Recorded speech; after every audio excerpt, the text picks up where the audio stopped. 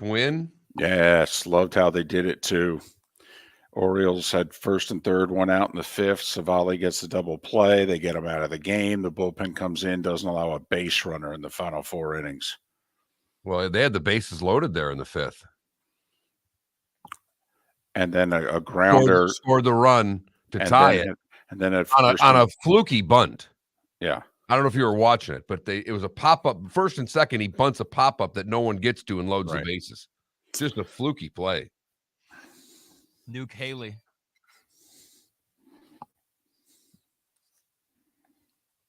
You mean Luke Raley? I said Haley. I meant Raley. Nuke Raley. They call him Nuke.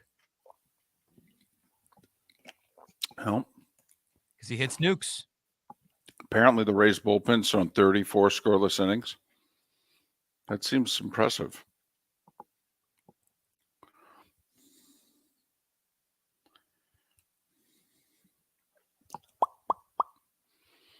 And the Toronto Blue Jays are falling apart. Falling apart. And apparently they're getting beat, they're getting destroyed. At home, and apparently they're getting booed.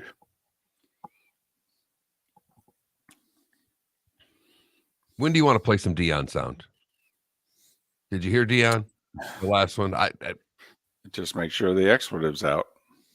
Yeah, there's one S-bomb in there. That's the only thing. I thought he might have even gone a little better about personal. I thought the sentence before he said it was personal, that I thought he threw another bomb in there, but okay. Hope not. I loved Shiloh Sanders on McAfee. Just like, why do they do that? Yeah, well, I totally with you. I thought Dion made a good point. Dion goes, we're not talking smack about anybody. About anybody. He goes, we haven't said a word about anyone in 8 months.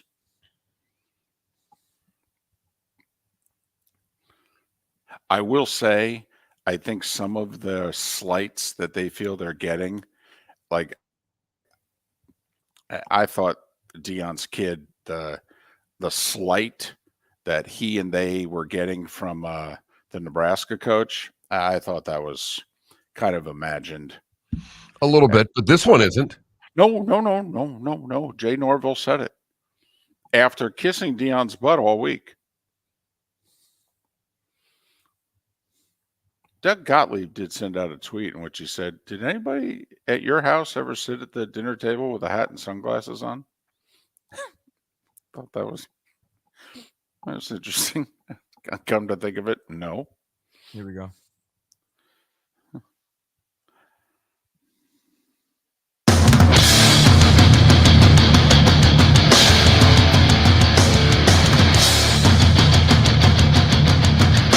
You are listening to Miller and Moulton, exclusively on the Florida Sports Network. And now, here's Mark Miller and David Moulton.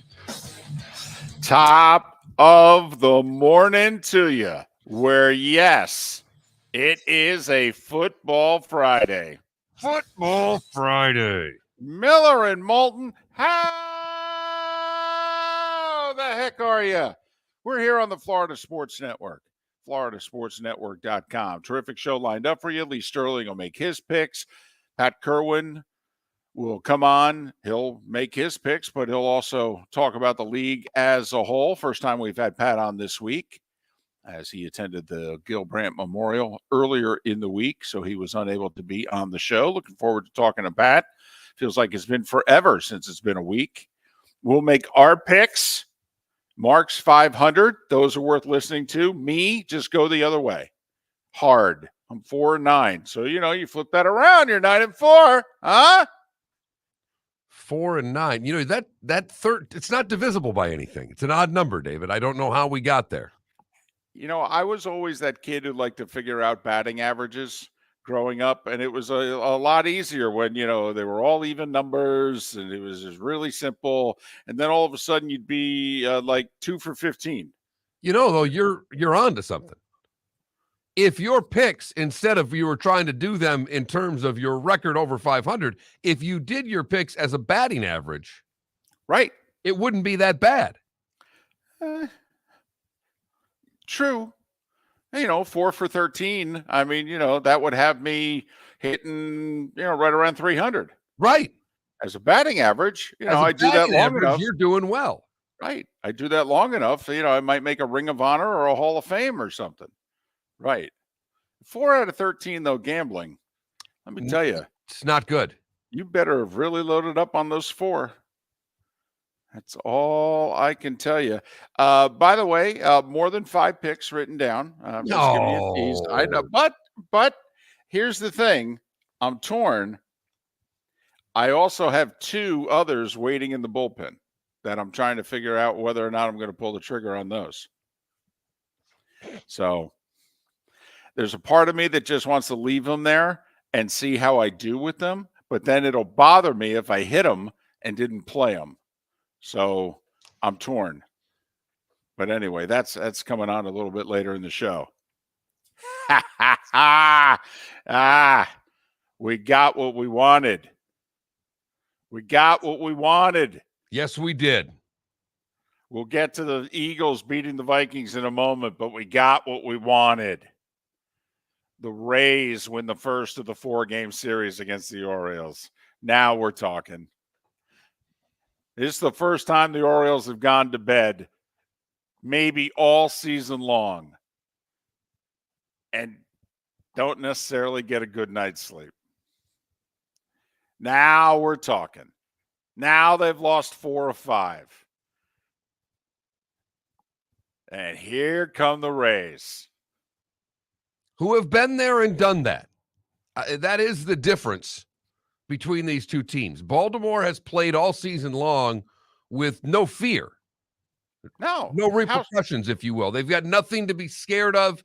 They have played a free-flowing style of baseball all year long. First 2 months of the year, the Rays were, 140 games ahead of the pack, so they were just playing ball. And now the last 3.5 months have been playing with house money. They're just out playing, having fun, suspending play-by-play announcers. I mean, jocularity. And now there's something to lose.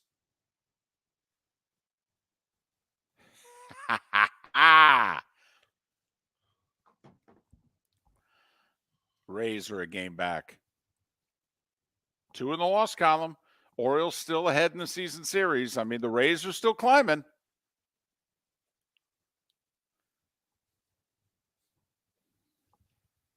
Big win last night. But we got what we wanted. Yep. Make it a little more interesting. See what happens the rest of the week with the Rays and the O's. But nice win last night for Tampa. Rosarena with a big hit. My favorite one, a 2-run triple. You know I get excited when I see a triple, David. Well, not only that, he's been in the witness protection program for like a month. And what does he do the last 2 days? Comes up with the game-winning homer to knock it from 3 games to 2 games. And then he comes up with the first big hit in the game to break things open in a 3-run inning for the Rays to put them up 3-1. By the way, it's funny how things work. For most of the year, Mark, what have we been concerned about with the Rays? Bullpen. Oh, man. Bullpen needs help. May have to go get another arm. I don't know if they have enough arms in the bullpen. Meanwhile, the Orioles bullpen's been amazing. And then what happens 2 weeks ago? Orioles closer gets hurt. Could be a serious injury. Don't know if we're going to see him the rest of the year. And all of a sudden, Mark, you can't score on the Rays bullpen. Hell, last night, the Orioles couldn't get a base runner against the Rays bullpen. 4 innings, nobody on base. No hits, no walks, zip, zilch, nada. 12 guys came up, 7 struck out. Yeah, that's how we do it. I think it's like 34 straight innings, nothing out of the Rays bullpen. 34 innings. Ha! Now we're talking. It's the beauty of baseball right here. This, if you don't like baseball, okay, it's fine. But literally everything that's great about the sport is on display right now.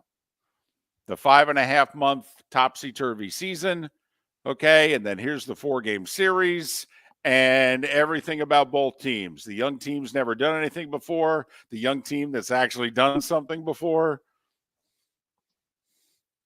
That's right. The Red Sox and the Yankees just played a 4-game series in Boston. It meant nothing. The Rays and the Orioles are playing a 4-game series in Baltimore. It means everything. This is awesome. It really is.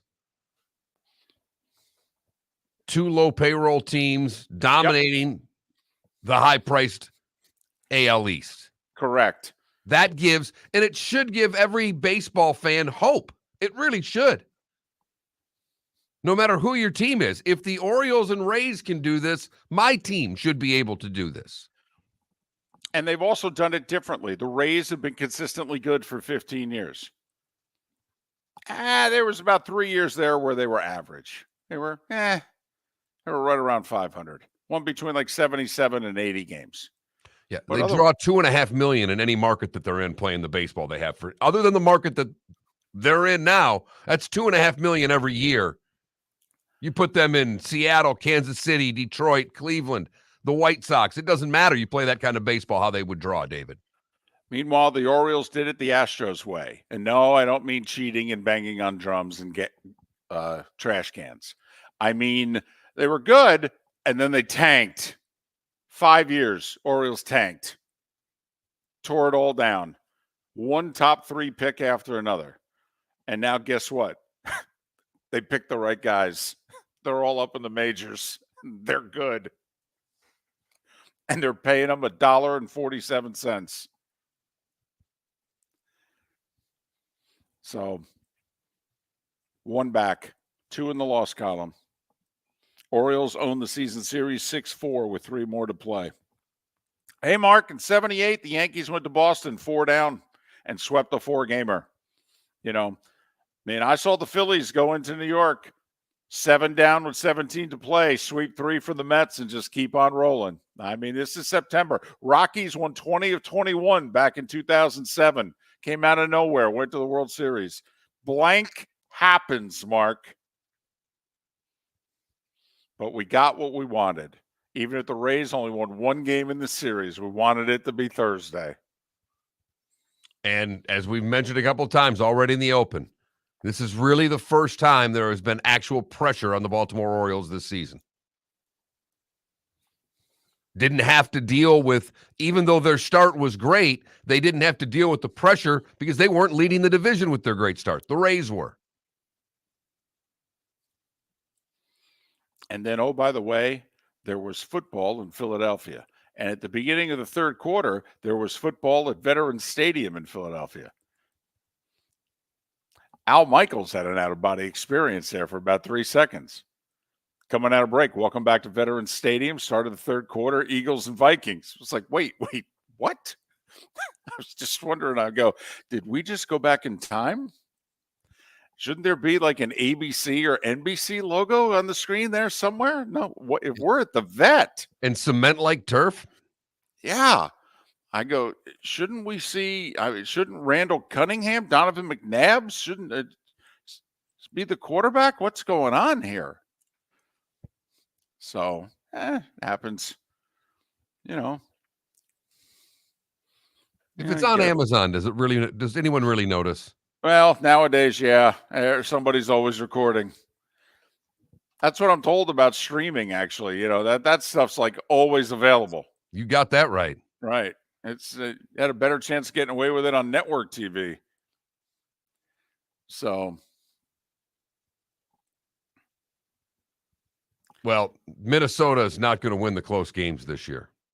They're not going to win a lot of football games this year. Not if they continue to turn it over 3 times every first half. That's a tough way to win. It is interesting how things in sports seem to even out one year to the next, right? What did the Vikings do all year last year? Win the close game.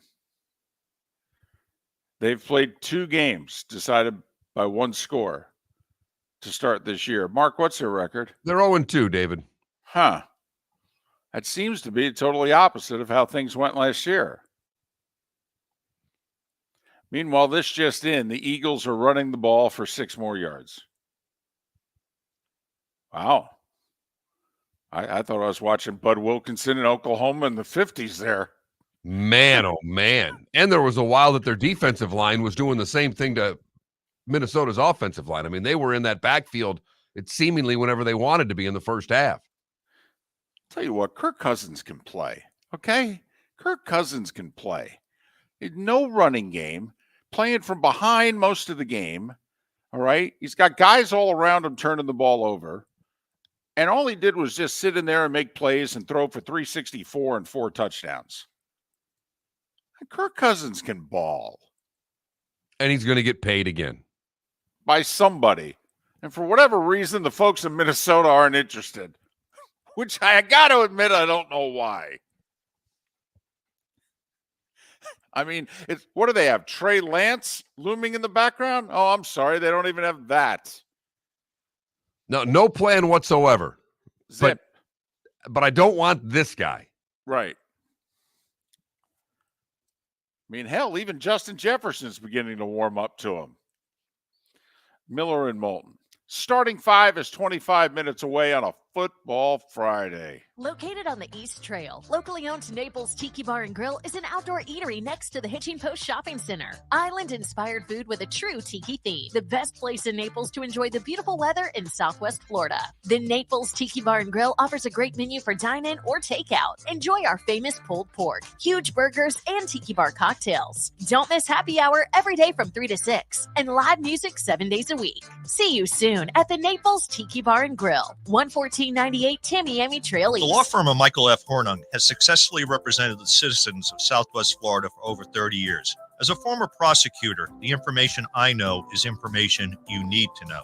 If you've been arrested for a DUI, a criminal matter, or involved in an auto accident, call the law firm of Michael F. Hornung. I'm a local attorney with local knowledge to assist you through the process. For a free consultation, call 239-437-0095. That's 239-437-0095. Offices in Fort Worth. Ladies and gentlemen, once again. Hi. Excuse me. Hey, the line starts back here. Ma'am, if your party's not here, you're gonna have to go around again. If you had the opportunity to avoid all this, wouldn't you? Salt Live is the official transportation provider of the Miller and Moulton Morning Show, making your trip to and from the airport seamless and stress-free. Salt Live is supported with the help of local partners like the Bayfront Inn. Gather your family and friends and enjoy a leisurely day on the water with a pontoon or deck boat. If you prefer to explore the waterways without a motor, the Bayfront has canoes, standboards, and kayaks. At the end of your journey, enjoy lunch or dinner at the Bamboo Tropical Bar and Grill.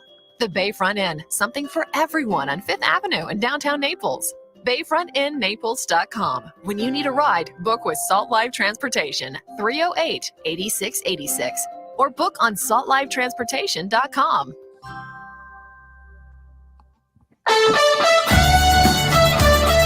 You were listening to Miller and Moulton on the Florida Sports Network.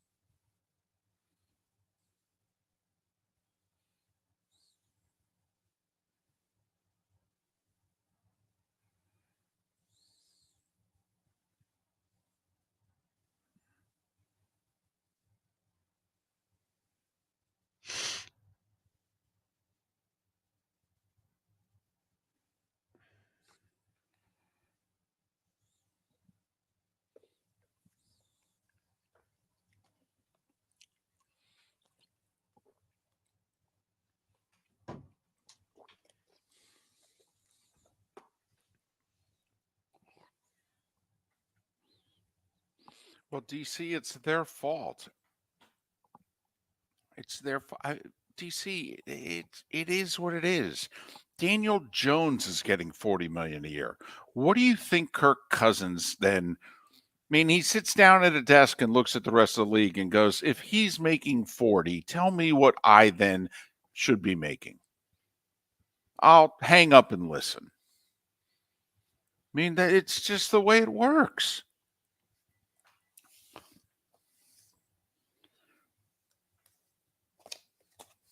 I mean, Deshaun Watson, Kirk Cousins. Deshaun's making 46. Kyler Murray. I mean, it is what it is. Do you have something better? Hell no. Oh, well, he's got leverage.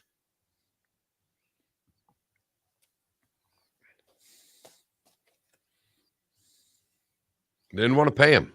Didn't want to pay And him. Dalvin Cook wouldn't have made a damn difference last night because it wasn't the running back's problem that they couldn't block. This just in. The Eagles' front is difficult to handle because there's only 8 of them that come at you. Kind of thought they might have trouble, especially with the center out. We kind of thought Jalen Carter might introduce himself to a national audience last night. That is a man. But I mean, when they've got, when Fletcher Cox only has to play X number of play, I mean, they're right. Yeah. When he's only got to play 40 snaps. 37 snaps, big fella. Yeah. He's like, that's fantastic. I'm 33. That's awesome. I'll tell you what, I'll give you one for my age. How about that? You can play the young lad. That's fine with me. Maybe in January I'll ask to play a little bit more. Maybe. But this September, October stuff, this is fantastic. But they couldn't block them. Although I will say Daniel Hunter, nice little showing last night. You get 4 sacks against that offensive line, 3 of them by him. That's a good night's work. Although this just in, DeAndre Swift just got 6 more yards. Holy crap. And is everybody that was like with high school? That was like a high school game.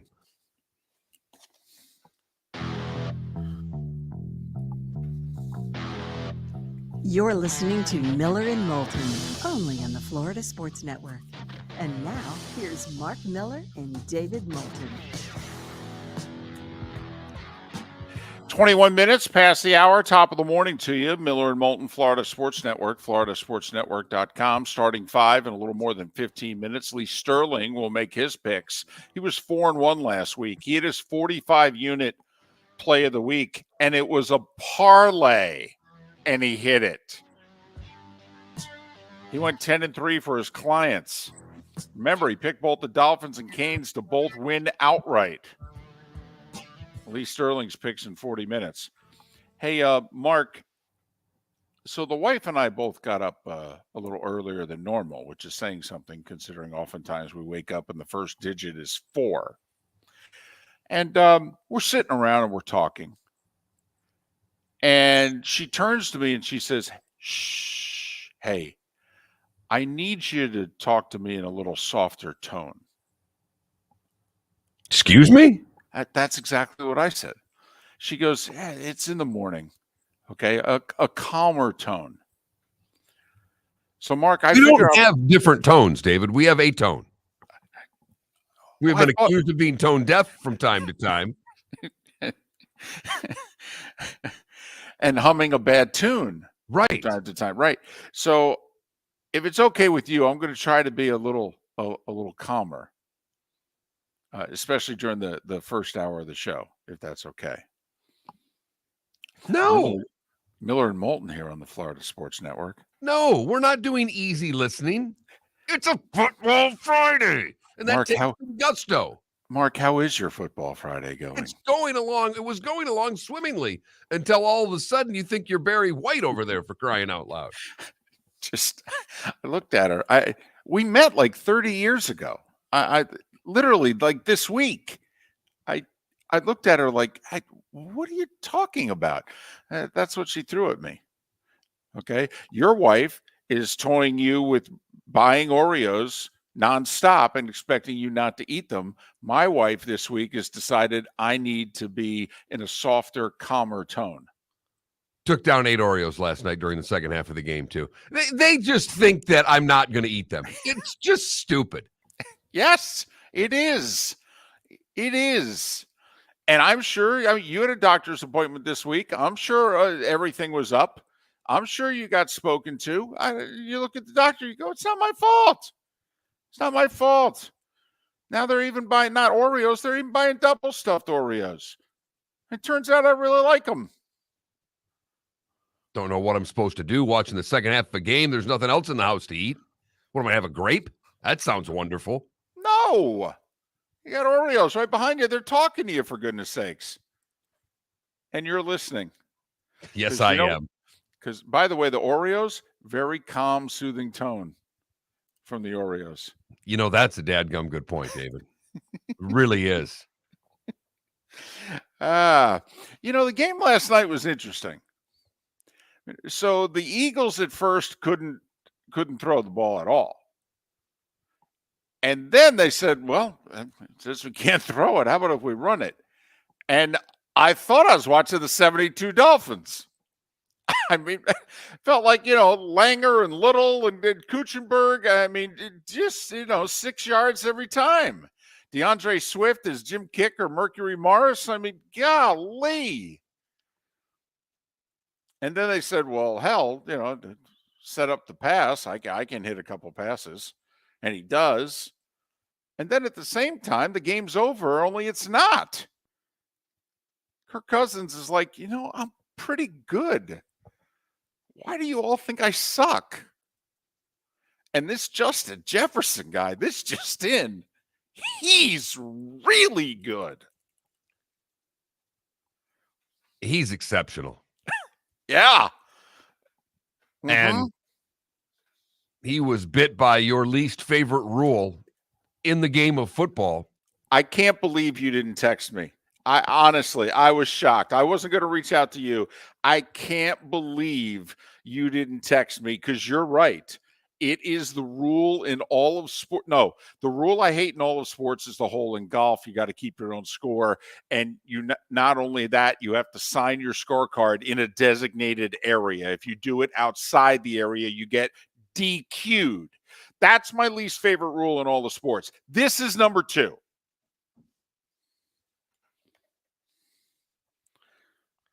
And even when they called the ball on the one, we're all watching it going, that went through the end zone. It was a play you didn't even need a replay for. Right. We watched it the first time. That went through the end zone. Yeah. That's going the other way. Right. It was a bigger question to me as to whether or not did he have possession when the front of the ball touched the goal line or not. But if you determine that he didn't have possession, well, then, yeah, clearly it went through the end zone. Right. I do think, though, if we're sitting around having a forum, let's just think we're having a calm, by the way, soothing forum. Okay, and we're discussing it. It's like, so let me get this straight. If I'm 6 inches further back, we get the ball on the 6-inch line. What did the defense do to deserve to get the ball back for their offense again? I'm just curious. This is this salacious of an offense.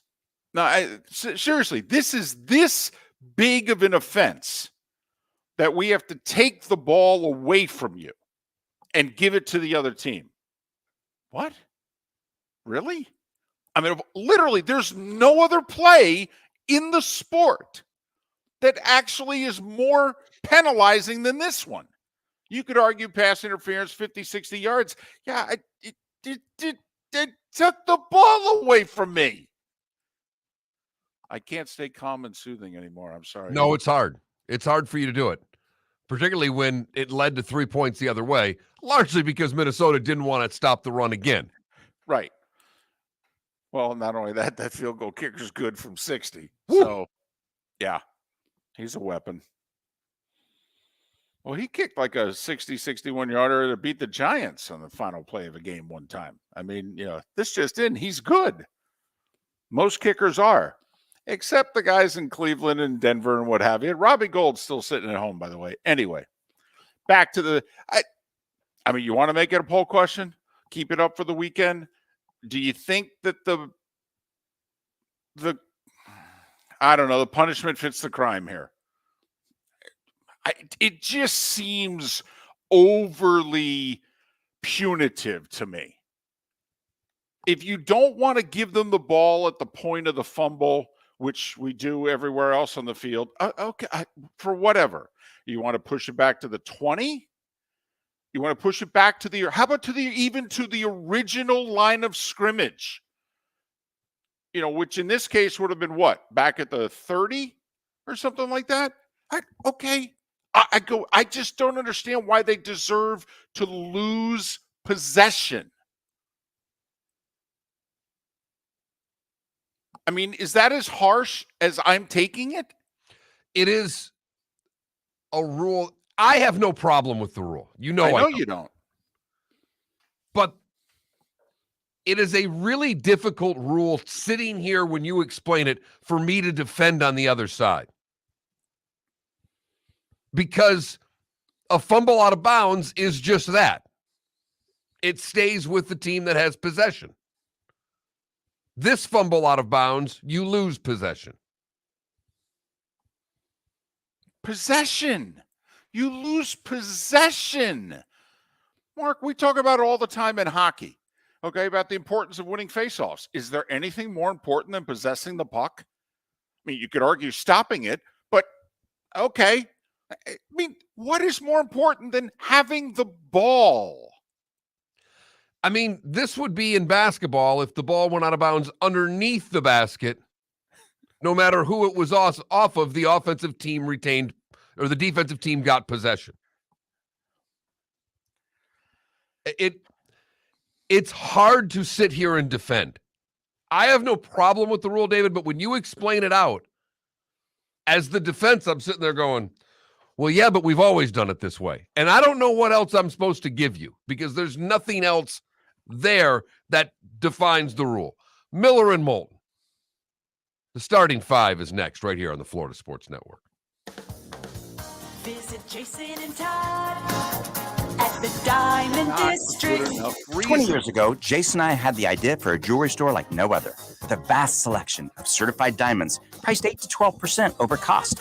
A team of individuals who are educated, driven, and believe in cultivating relationships. Today, we have become one of the largest independent jewelry stores in the country. Todd and I love what we do and are in the store nearly every day, along with our GIA gemologists, master jewelers, custom designers, and non-commissioned diamond consultants, all of which we consider family. As direct diamond importers, we travel the world, forging relationships and sourcing diamonds. What we love most about our business is that we can call Southwest Florida our home. If selection, value, and comfort are important to you, give the Diamond District an opportunity. You won't find a better diamond buying experience. Todd and I look forward to shaking your hand and welcoming you to our Diamond District family.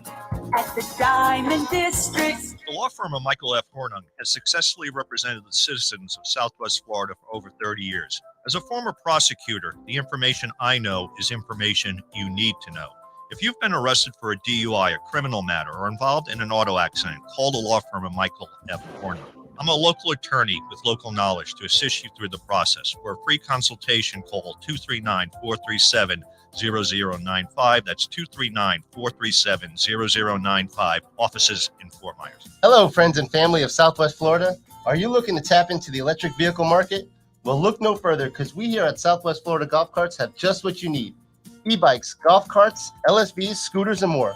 Come down and talk with one of our experienced sales reps, have a soda and a smile, and you could be cruising the streets in your new EV today. Stop by the store or visit our website at flgolfcarts.com and enter for a chance to win $100 off your next purchase by answering John's monthly sports question. You were listening to Miller and Moulton on the Florida Sports Network.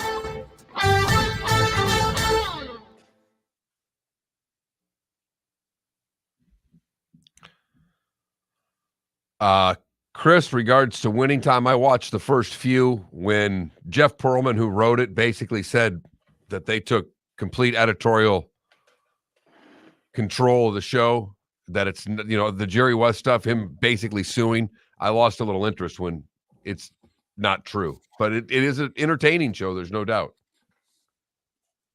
So, David, I just worded it this simply. Do you agree with the rule that a fumble through the end zone goes to the defense? I don't know how else you word it. Yes or no? Very simple.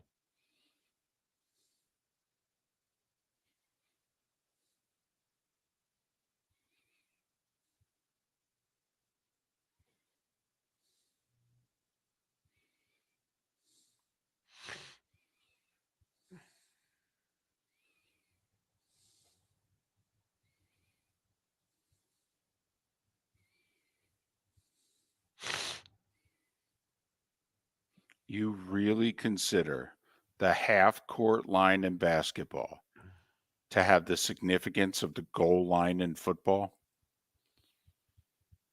I mean, it sounds like everybody's just like, well, this is the way we've always done it. And so, yeah, but that doesn't mean it's right. It's amazing that we've changed every rule in the game for the offense and not have changed this rule. That's the part. I mean, there's not a rule this is the only rule that really helps the defense in football.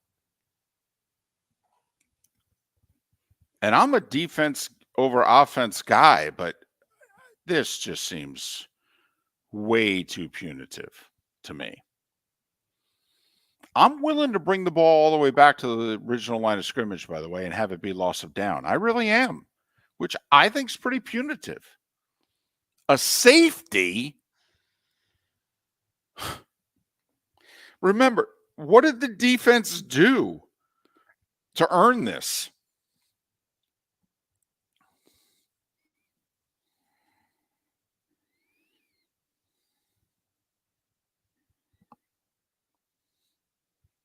This is like why we continue to do stupid things that we do in our politics, in our nation's capital. Why? Well, we've always done it that way. Yeah, it's asinine. How about we fix it? How about we do it right? Nah.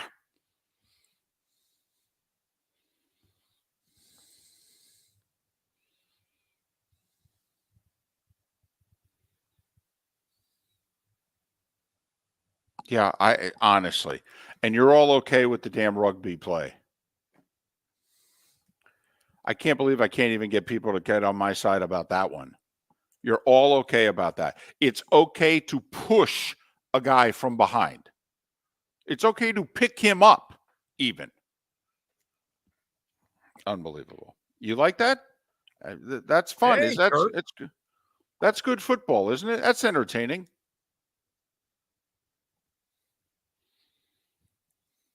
Well, quarterback sneaks aren't entertaining, period. I don't have the music bed for the starting five. It got lost in the other. Well, it's not lost, but it's in another login that I can't log in on. So I have to recover that when they get here. So do we have any of the sound? I believe that I have the good, the bad, and the ugly, and today was the day one. Do we have to transfer this over somewhere so that we have it? Yes. Okay. I will accomplish that. Alrighty then. But just, yeah.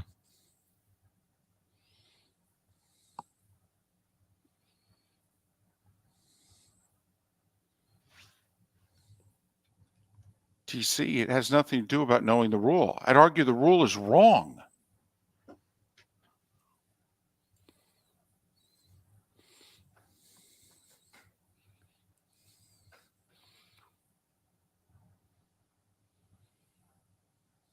And we're not questioning whether the players know the rule or not. Yeah, everybody knows the rule. Jefferson was well aware of the rule.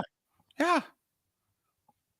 But that's irrelevant to the argument. It's whether the rule is worth having. I'm fine. Like I said on the air, I'm fine. It's a hell of a rule to try to defend. It just seems punitive to me. Way too.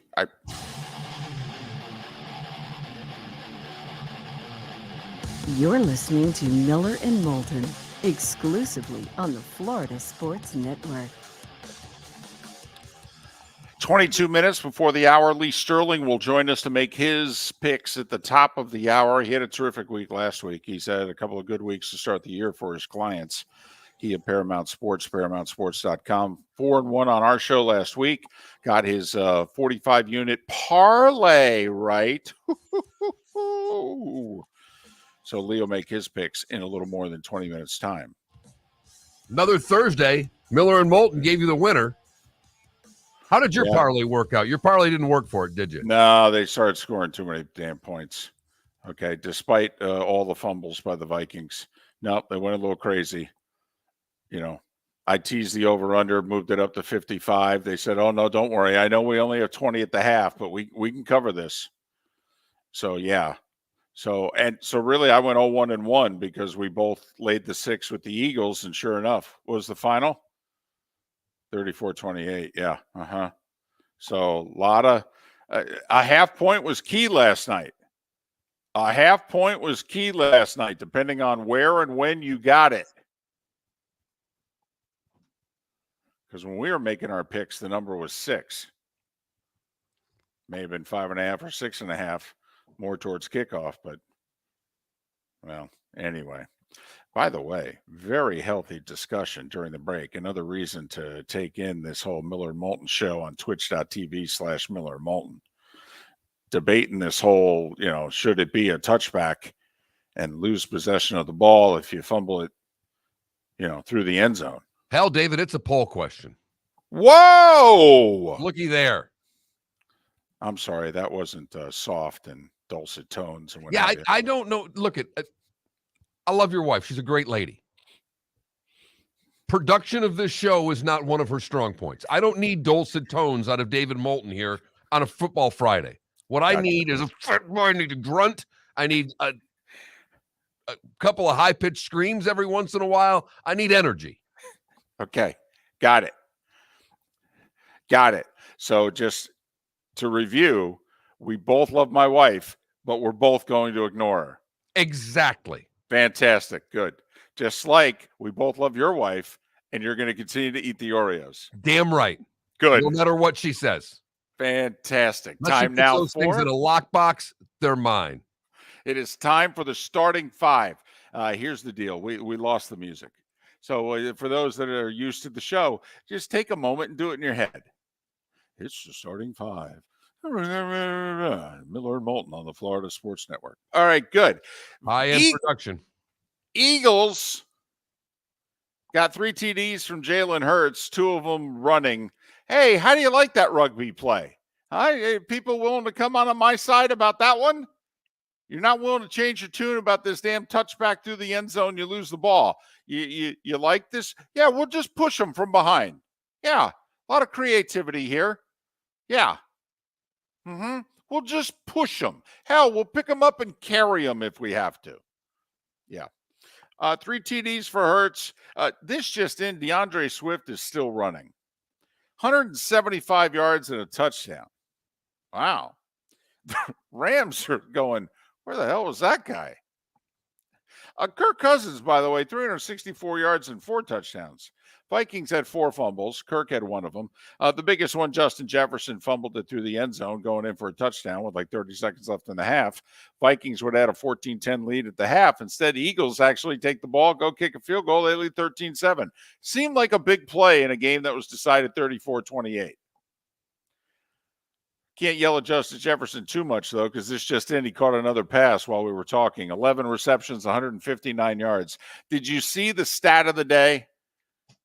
Can we do a little Dan Patrick show? Start of the day, boom, boom. Did you see the Justin Jefferson stat? He's now at like 5,100 and something receiving yards in his career. It's more receiving yards than any receiver in the history of the Chicago Bears.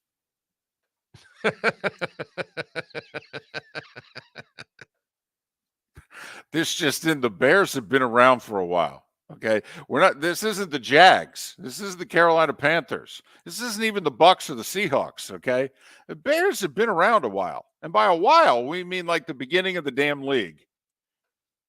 Yeah, So that's our nomination for stat of the day. Hey, Aaron Rodgers had his Achilles tendon surgery. He said it went great. And yes, that's Tony the Tiger. Steelers put Cam Hayward on IR, groin surgery. He's going to miss 8 weeks.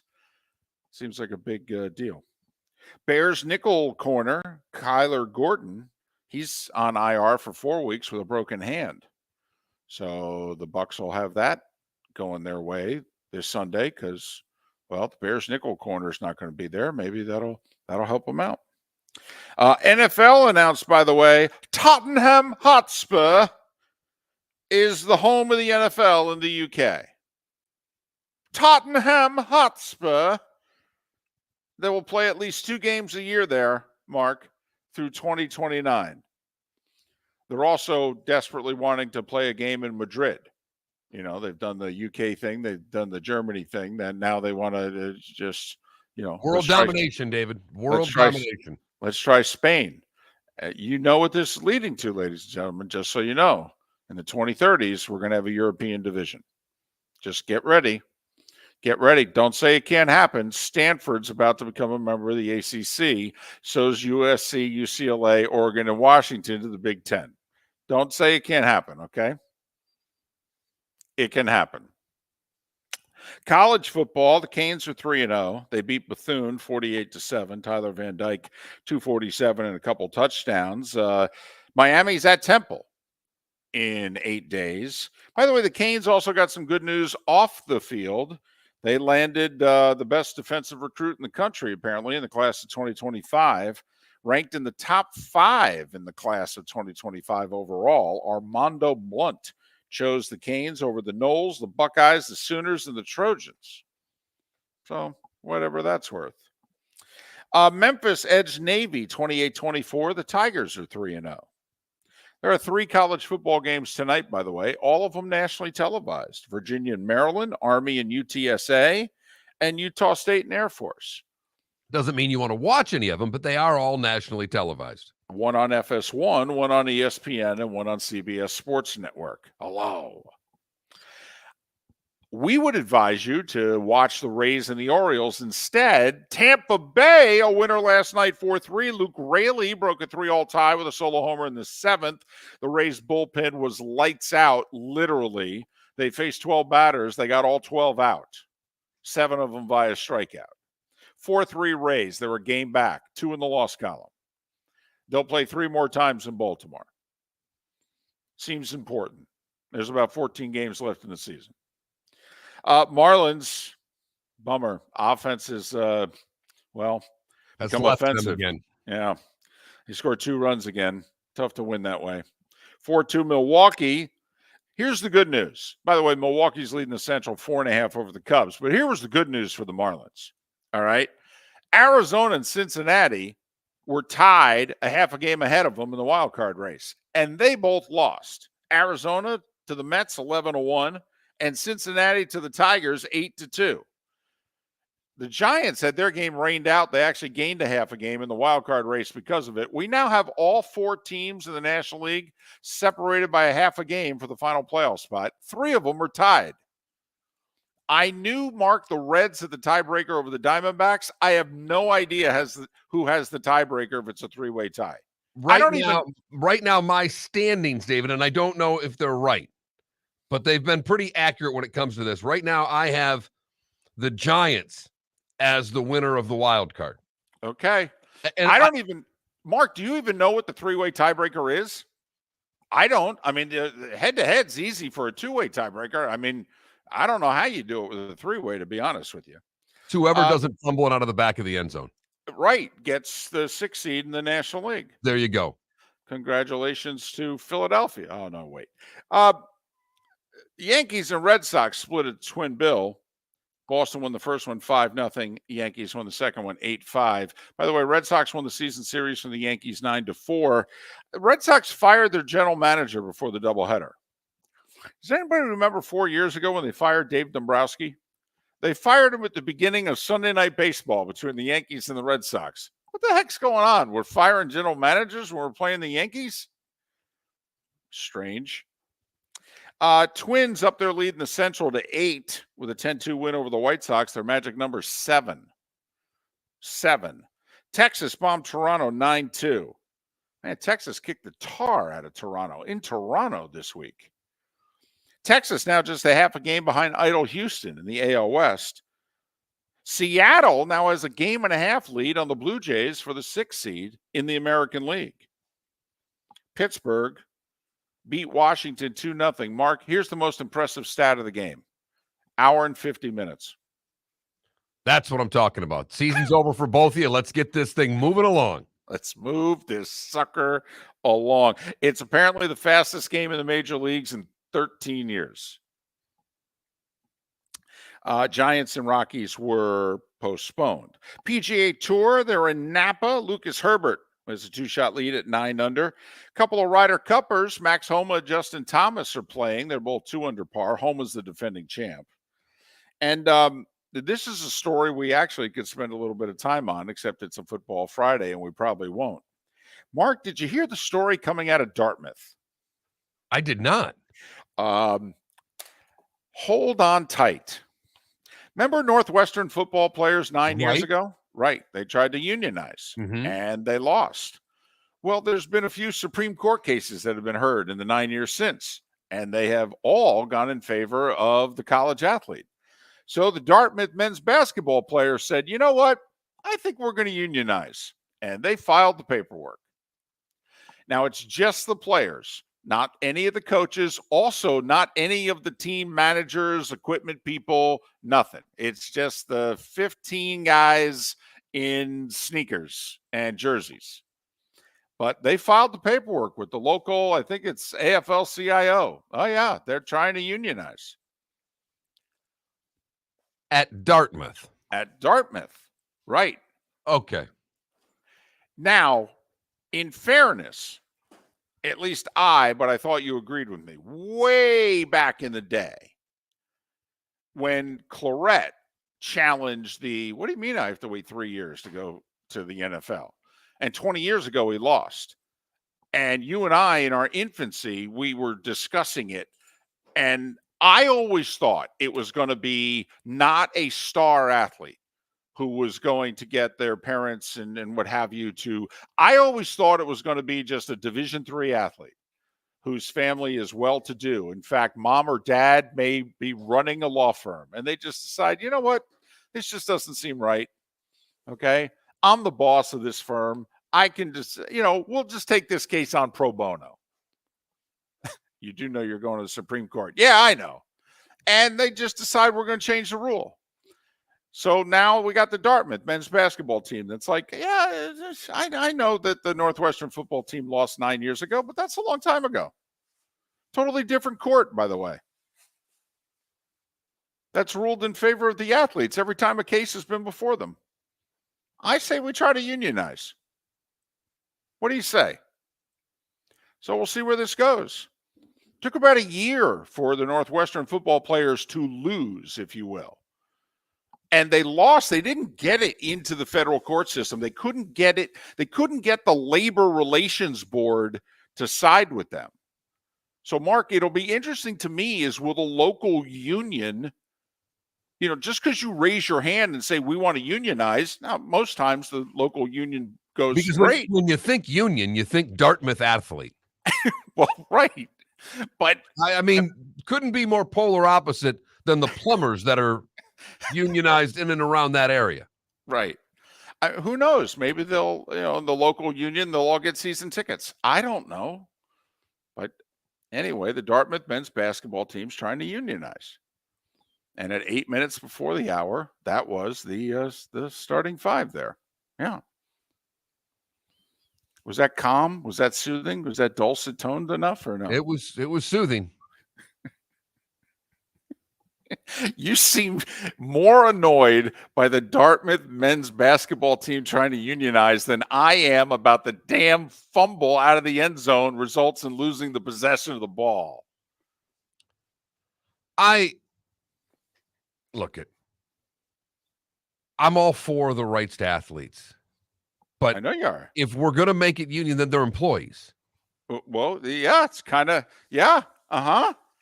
Yes. And at Dartmouth, I can't see the men's basketball program producing a lot of money. So if they want to pay for their tuition and get paid as basketball players, I want to see at Dartmouth how that works out for them, where it's probably $60,000, $70,000 a year to go to school there. These are Dartmouth basketball players. They don't bring any money to their school. This isn't North Carolina. Find it fascinating.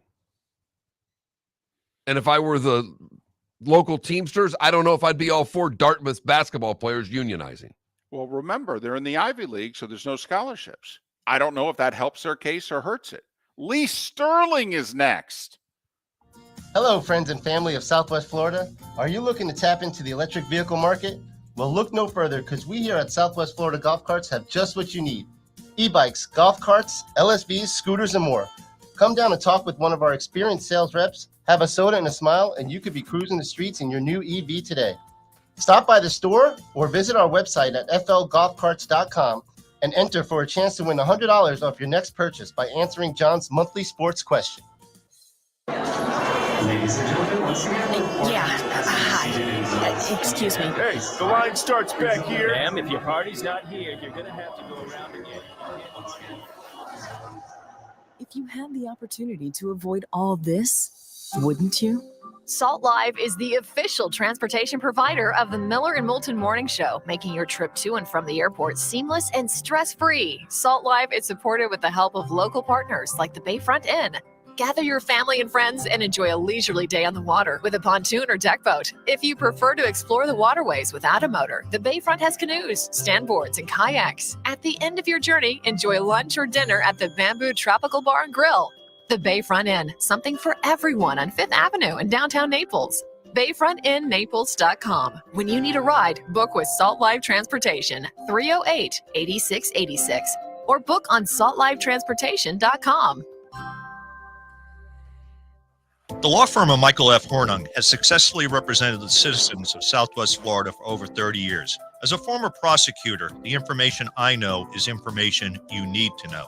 If you've been arrested for a DUI, a criminal matter, or involved in an auto accident, call the law firm of Michael F. Hornung. I'm a local attorney with local knowledge to assist you through the process. For a free consultation, call 239-437-0095. That's 239-437-0095. Offices in Fort Worth. Located on the East Trail, locally owned Naples Tiki Bar and Grill is an outdoor eatery next to the Hitching Post Shopping Center. Island-inspired food with a true tiki theme. The best place in Naples to enjoy the beautiful weather in Southwest Florida. The Naples Tiki Bar and Grill offers a great menu for dine-in or takeout. Enjoy our famous pulled pork, huge burgers, and tiki bar cocktails. Don't miss happy hour every day from 3 to 6 and live music 7 days a week. See you soon at the Naples Tiki Bar and Grill, 11498 Tamiami Trail East. The waterways of Naples are a beauty to behold, and the Bayfront Inn has multiple ways for guests to enjoy the water and have some fun. Gather your family and friends and enjoy a leisurely day on the water with a pontoon or deck boat. If you prefer to explore the waterways without a motor, the Bayfront has canoes, standboards, and kayaks. At the end of your journey, enjoy lunch or dinner at the Bamboo Tropical Bar and Grill. The Bayfront Inn, something for everyone, on 5th Avenue in Naples. You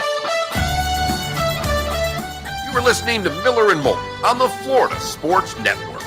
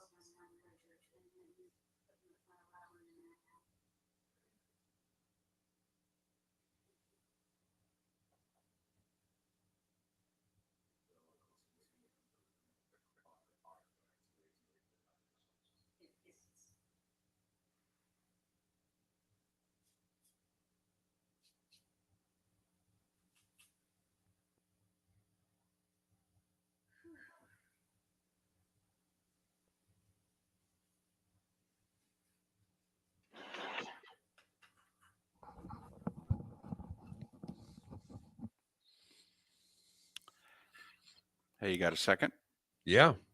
So I got for Lee's games. Duke is 18.5. Florida Yep. State 27. Okay. What do you have?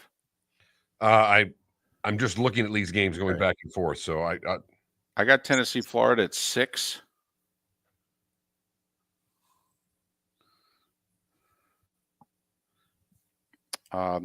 Actually, now I see Florida State, BC down to 26 this morning. okay, 6 for the Florida game is right. Florida State, BC, what do you have? I'm getting there. Okay. It's noon. 26.5. Okay, we'll go with that. And then I got the Chiefs at 3.5, the Dolphins at 3.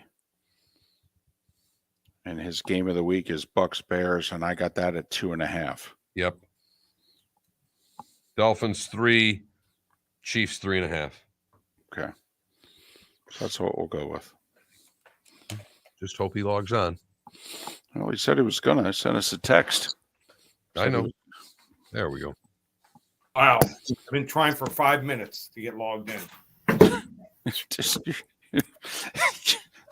It's like dial-up all over again. Remember those days? Do you want us to squeal in the background? Oh my God. So all dressed up there, Mark. Oh, golf shirt. Went all out today. That's because I'm playing after the show. That was either a golf shirt or fancy pajamas. That I would do. Yeah. I was still doing the show from the home studio. That would be the look. The half pajamas and just stroll in. Right.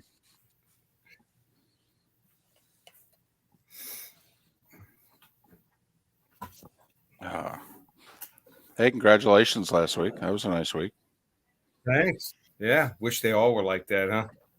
Yeah, well, that's why they call it Love gambling. it when no one's complaining. Yeah, that's it. Right. That's it. I mean, when they had those 3 turnovers in the first half, Commanders, I'm like, really? That strip touchdown. I'm like, oh, here we go. What game do you have this week, David? South Carolina, Georgia, and then we've got the Steelers Browns Monday nighter. Ooh, okay, that'll be a good game. Browns wearing their alternative whiteout jerseys. I saw for the that first time. Are they wearing white? They're wearing white pants, white shirts, and white helmets, right?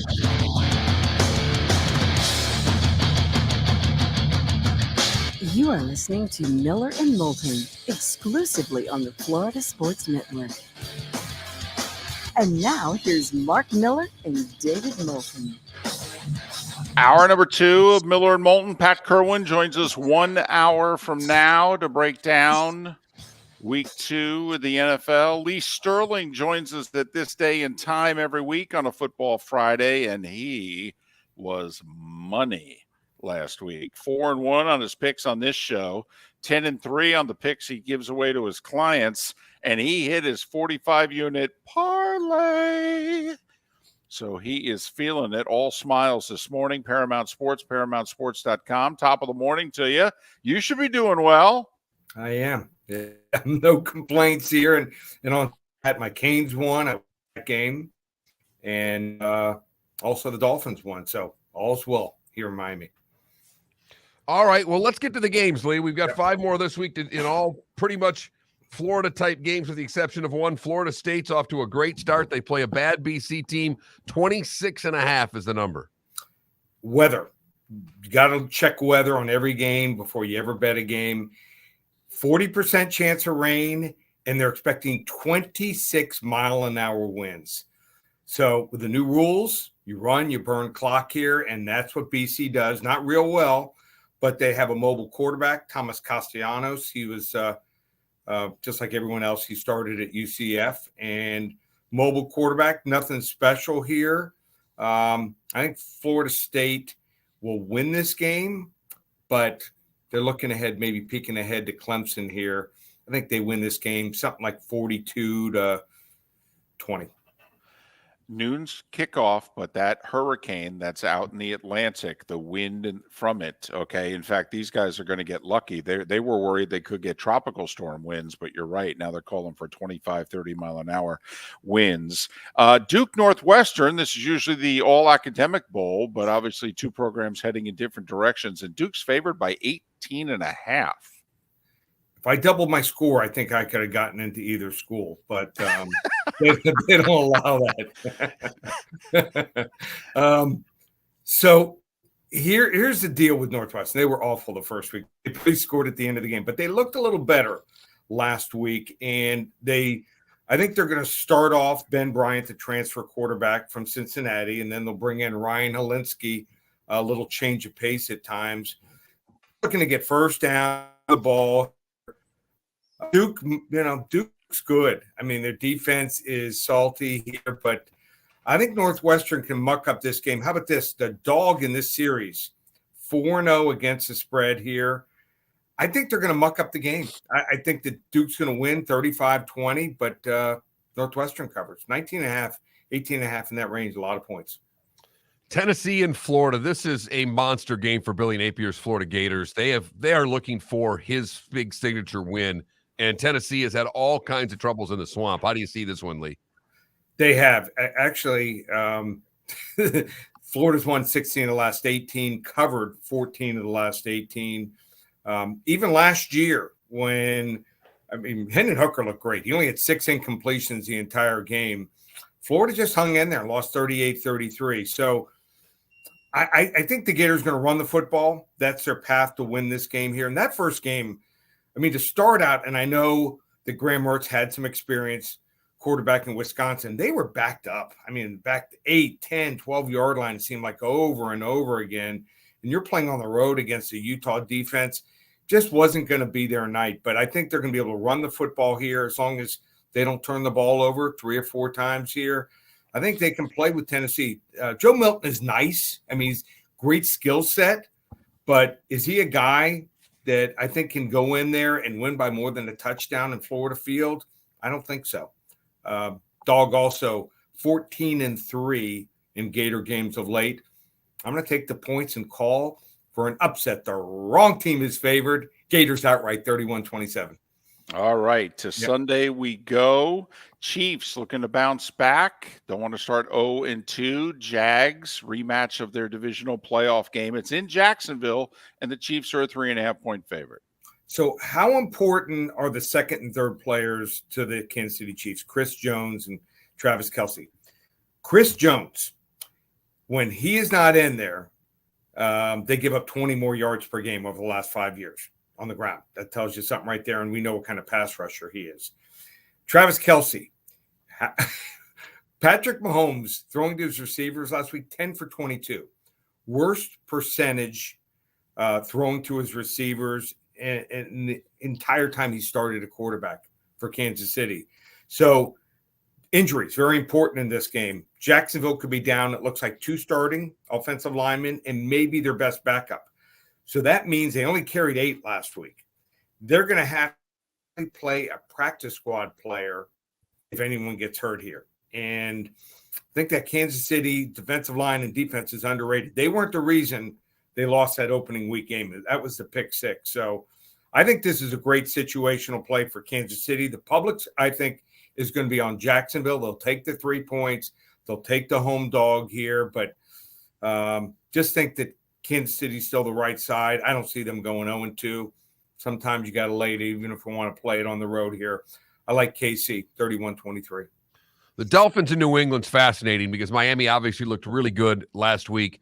Belichick will try to take away what Tua does best. I don't know if you can do that with the receivers and the quickness that they have, but New England doesn't want to start 0-2. This division, to David and I, comes down to how teams do against New England because New England's going to beat somebody in the division. Miami just hopes it's not them on Sunday. So Miami, I'd gotten a little tip that they were working for about 3 or 4 weeks on some stuff for the Chargers, and they showed some different looks. First time they played them last year, they were running the receiver across the formation and motion. Quick motion here, just they would run him from the outside, just inside the tight end, and they take off, and it created some problems for the Chargers. Belichick, how has he done? game plan against the Dolphins last year only gave up 21 and 20 points here. So I think this is the different Dolphins offense right now. I think they're clicking on all cylinders. Looks like they'll have back Armstead, but they got out of their game last week. Patriots fell down by 16 points. Mac Jones threw the ball 54 times. Now the weather's going to be fine by the time they start the game, but I think that defense is going to keep New England in this game. I think they might end up with 3-4 sacks in this game here and create a lot of pressure on Tua. I hate to say it, but I like New England here, 24-21. Ooh, so wrong team's favored going with the Patriots. All right, your game of the week stays in state. Tampa looking to get off to a 2-0 start, and the Bears desperately hoping to not start 0-2. Spread right now is 2.5. It's your game of the week. Found an interesting stat. The last 8 times Baker Mayfield's been a favorite, he's lost. So we'll see if that holds or can he break through. Bucks looked better last week. Chicago just absolutely dominated. Can they come back? You want to get this game for free? First 10 callers, call 800-400-9741. Give you the Bucks and Bears game on me, 800-400-9741. And got a couple different offers for everyone. If you're not already a client, season price, we lowered it $300. Use coupon code SAVE300, $997. You can get the rest of the college football regular season, NFL regular season, 44 bowl games, NFL playoffs, Super Bowl, $997 with coupon code SAVE300. And the world's famous Baker's Dozen, 13 games combined Saturday morning all the way through Monday night, just $97. It's ready to go now. You want to get on it. It's an instant download, so you don't have to call back Saturday or Sunday morning. You're ready to go. It's the first time this year we're selling weeks on a weekly basis, our picks. So went 11-3 total last week, looking to have another big week. So world's famous Baker's Dozen, $97. And check out all the free videos. Got a bunch of other free videos on games, like Washington against Michigan State, a bunch of other big pro games, the Bengals, Browns, Steelers, Ravens, those games. Check them all out, ParamountSports.com. So Lee's picks. Take Northwestern in the points against Duke. Take BC in the points against the Knowles. Take the Gators in the points. He's even calling for the upset Saturday night in the Swamp. Likes the Chiefs laying the 3.5 in Jacksonville. And he likes the Patriots to beat the Dolphins. So he's taking Belichick and the field goal. 800-400-9741, ParamountSports.com. He's Lee Sterling. Lee, have a great weekend once again. We'll do it next week. You too, guys. Have a great weekend. Be safe. And listen, that is a tried and true Canes guy right there, picking the Gators outright in the Swamp. So, there's no fandom involved with that pick. No, and Florida State, he laid the big number last week. This week, he's not laying the big number with Florida State. Right. Well, there are a few of those games, Mark, where, this is not a high-profile weekend. Next weekend could be the best weekend of the college football season. Honestly, the matchups next weekend are ridiculous. So there could be the whole... Do you play the look-ahead games this week, if you know what I mean? There's a lot of them. Is that a theme, David? Mark, it might be. It sounds like it is. It sounds like the hamster's going full speed right now with look-ahead games. Mark, there could be a theme when it's our turn. I'm just saying. Remember, I'm 4-9. So you should bet against whatever my theme is. But I'm just saying there could be a theme. Good to know. That's what I've been lacking the first 2 weeks. A theme? I didn't have a theme. So, I figured I'm going to change everything this week. I'm going to have a theme. And then if it goes well, I'll get a theme song. What I wouldn't do for a winning week in September. Golly. Listen, next year I'm not even doing picks in September. It'll just be you. Taking Just the whole like month off. our polls. We don't want any polls in September. David's not making any picks in September. Nope, not until Columbus Day weekend. Nope, no picks until then. It's ridiculous. College football season before then. We don't know nothing. At least I don't. It's documented. Zip zilch nada.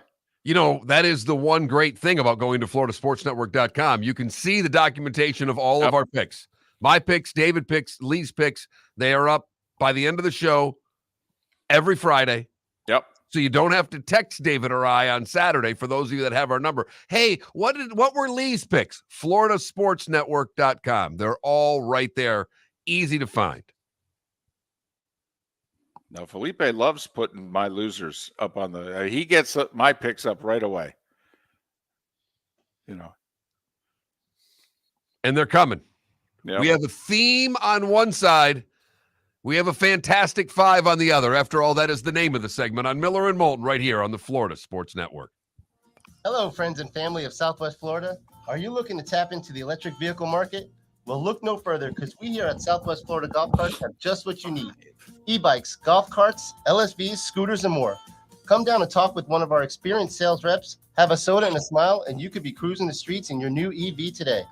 Stop by the store or visit our website at flgolfcarts.com and enter for a chance to win $100 off your next purchase by answering John's monthly sports question. The law firm of Michael F. Hornung specializes in criminal defense, DUI, personal injury, nursing home claims, and auto accidents. I'm a former prosecutor with over 34 years of experience. The information I know is information you need to know. If you've been arrested for a DUI, time is of the essence to maintain your driving privileges. Call the law firm of Michael F. Hornung for a free consultation. At the law firm of Michael F. Hornung, we are committed to excellence in your representation. Being a local attorney with local knowledge is clutch to the success of your case. For over 30 years, we have successfully represented the citizens of Southwest Florida.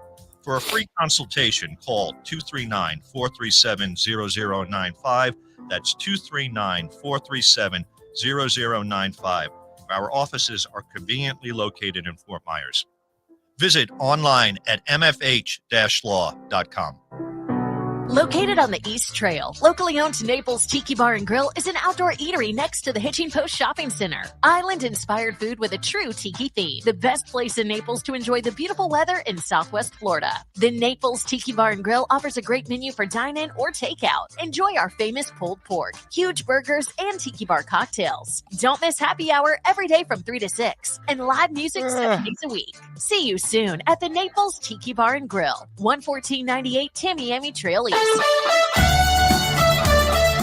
are listening to Miller and Moulton on the Florida Sports Network.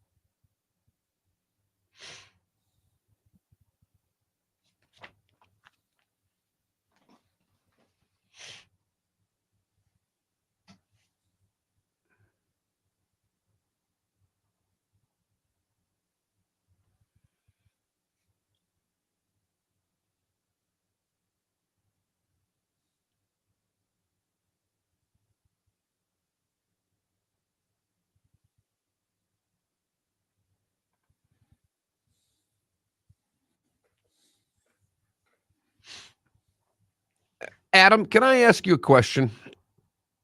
Would you rather the Gators win Saturday or lose? Because it seems like all you want is Napier fired. Like, it seems like you'd rather your team lose than that guy be successful because you want to be right. Just a question.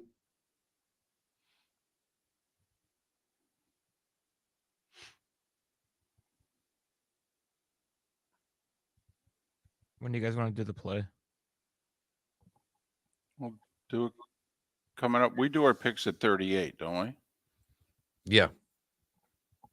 So here still? Yeah.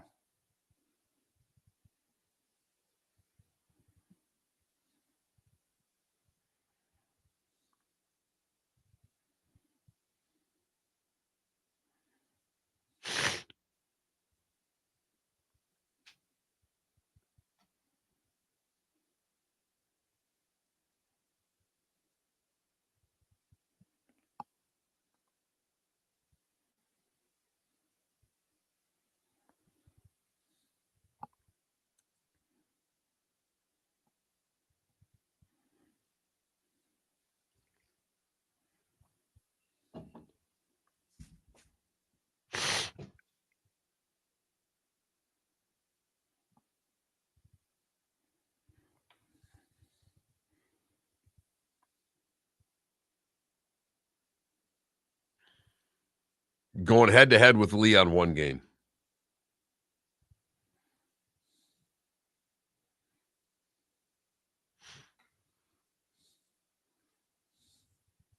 I was actually going to pick the Gators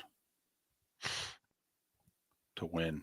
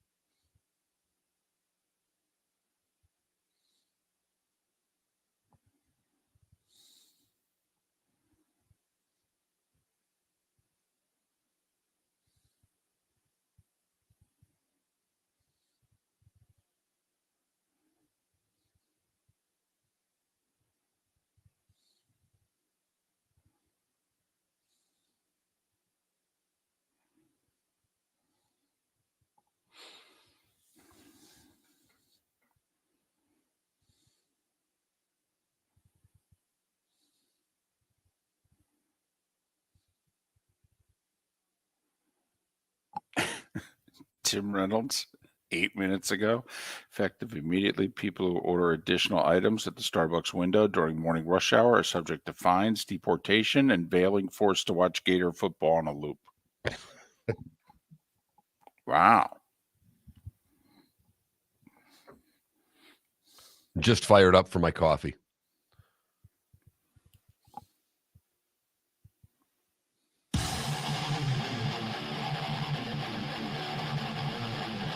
You're listening to Miller and Moulton, exclusively on the Florida Sports Network. 21 minutes past the hour. Miller and Moulton, Florida Sports Network, floridasportsnetwork.com. Felipe and the play of the day. A handful or so minutes away. We'll make our picks next segment. Okay. Last week at this time, I made the case that week 2 of college football was actually a lot more compelling than people were giving it credit for. You know, besides just Texas and Alabama, that there were other games out there, and we had over a dozen Power 5 matchups, you know, non-conference matchups. All right, here you go. Do any of these games interest you?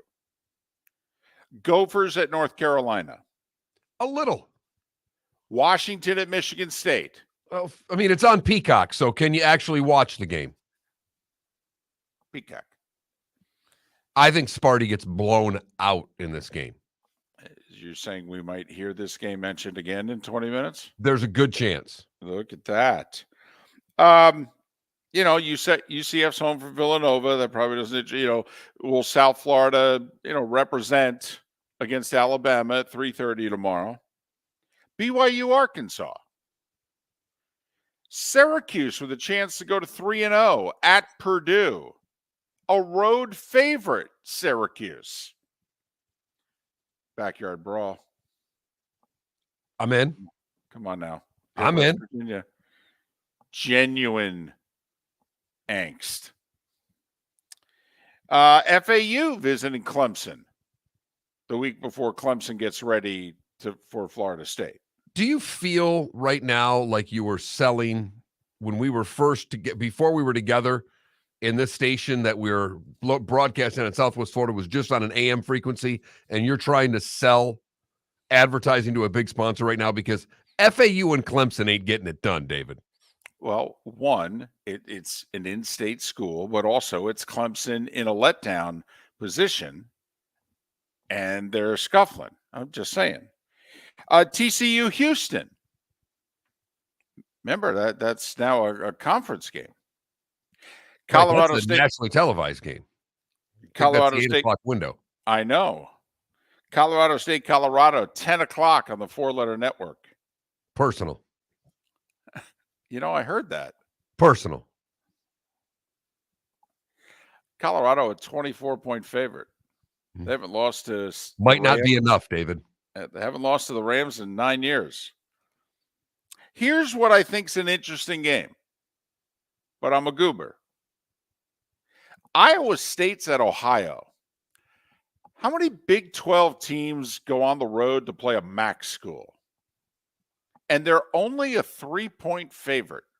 Doesn't this feel a little like Ole Miss at Tulane last week? No? Not with Iowa State and Ohio. Okay. But all right. I mean, that right there, David, that was a nice sell job. Thank you. You built that up. But Matt Campbell should have taken one of the many jobs that he was rumored to be linked to a few years ago, because things have gone poorly now in Ames, Iowa, and he's not being named for all the jobs that he was just 2 years ago, David. Well, he'll be named for the Michigan State job when it opens up shortly. So be interesting to see if the Spartans are interested in him, because that job's opening up soon, I'm told. At least that's what they told Mel, and they told him it publicly. So, of course, you got the Vols and the Gators. You do have the Gamecocks in Georgia, but they gave up 9 sacks to North Carolina, and I've heard Georgia's defensive front is better. So I'm a little concerned for Spencer Rattler's life tomorrow. That's just me. Then again, we were concerned for Tua's life on Sunday in Los Angeles, and they barely touched him. So it sounds like outside of the backyard brawl. That's about it. Yeah. Okay. All right. That's about it. This is a Saturday where you should really do something with your family. I agree.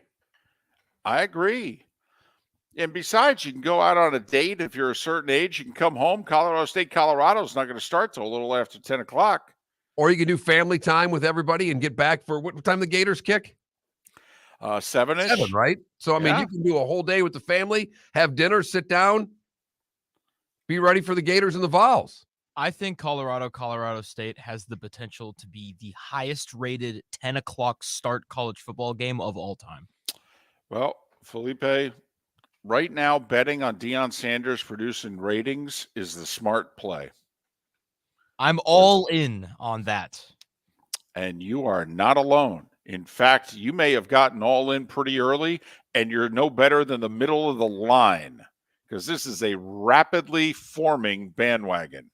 Let me tell you. And God forbid they beat Oregon next week and they're 4-0 and they're hosting USC. Holy blank. 60 Minutes is in Boulder this week, by the way. I mean, every sports show imaginable is in Boulder, and 60 Minutes is there. Yeah, Real Sports, they're canceling their show, and I think they got to still manage to get to Boulder 2 or 3 times before they end that sucker. 24 is what Colorado is favored by, and it's personal. Yes, it is, David. They made it personal. If you don't know, the head coach of Colorado State criticized Deion because he won't take his sunglasses and his hat off. He said, my mom taught me that, when you talk to people, you take your glasses and your hat off. So now it's personal. As a matter of fact, it is. What was just going to be a boring game is now going to be a blowout game. Time for our play of the day. Felipe, what do you have for us? To Camden Yards we go. Game tied, top of the 7th, 2 outs, no one on. Race center fielder Luke Raley at the plate.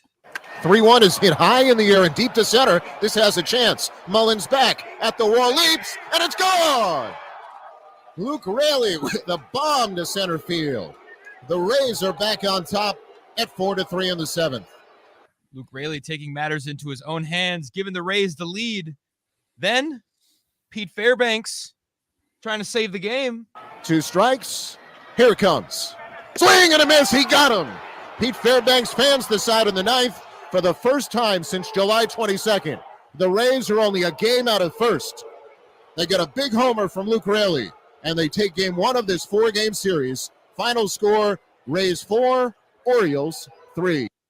Pete Fairbanks with the high heater to finish the save, his 24th of the season, and put the Rays now 1 game behind the O's for that AL East crown. And Andy Freed, 95.3 WAE. Wow, I butchered that. WDAE. WDAE. That's kind of a tongue twister, that one. No, I mean, No, 4 letters. WDAE. No, they've been Whatever. around. Rays been around win. forever. Yes, they do. Big By, win. by the way, 24,835 on the Thursday night. Around half capacity in Baltimore. Okay. That'd be darn near a sellout at the Trop, but 24-8 and change for the first of the 4-gamer. Biggest series in 7 years in Baltimore. I don't know if that's good, bad, and different, what you think, but just, we not think good. It okay. Definitely doesn't get the good for me. Okay. So nearly 25,000 for a Thursday. I would like to see some crowds in the 30s beginning tonight. Friday night, don't know if it's Saturday afternoon or evening, but, I'd like to see some 30s. So would the Orioles. Yeah. Yes. Especially because they have 29th ranked payroll. So they really need to sell tickets in order to pay for this team that's threatening to win 100 games. When in fact, actually, the Mets and Yankees and everybody else is paying for their payroll. They really are, And actually. the Padres and In fact, I think Mr. Angelos was checking out the Mets and the Red Sox attendance yesterday going, we making any money off this? Yeah, as a matter of fact, we are.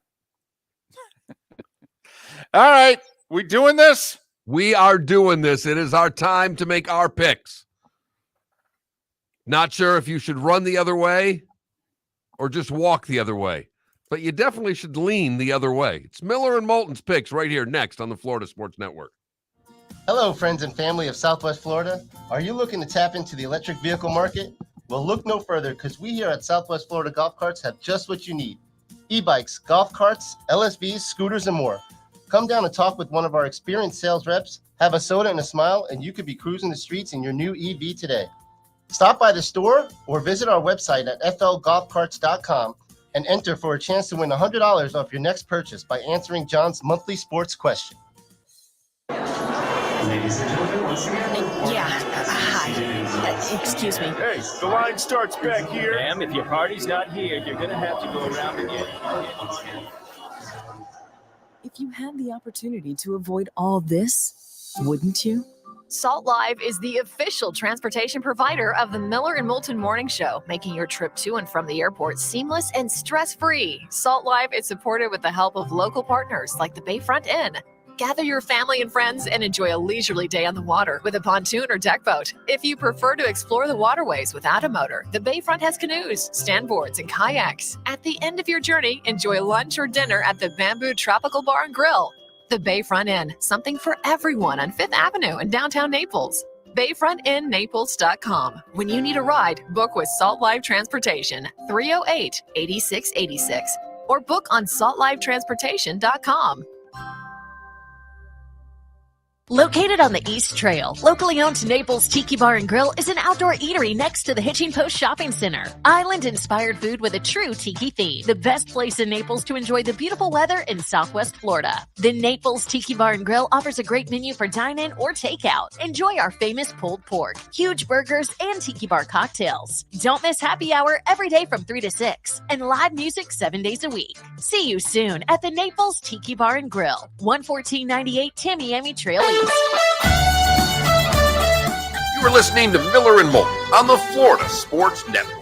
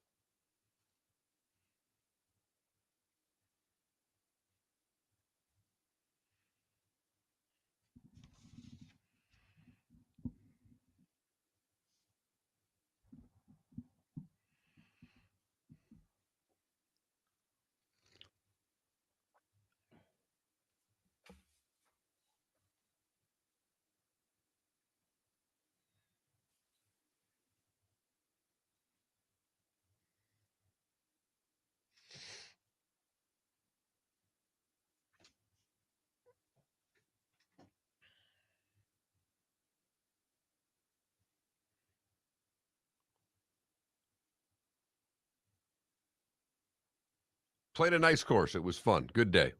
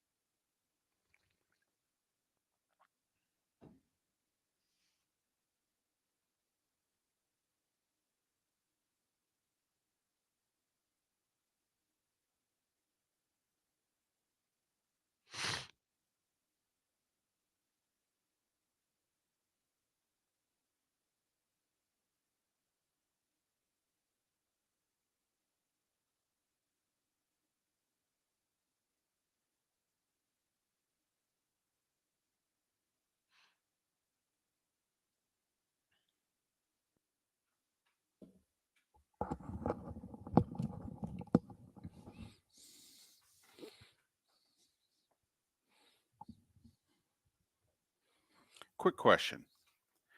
So if you're on a Hall of Fame committee and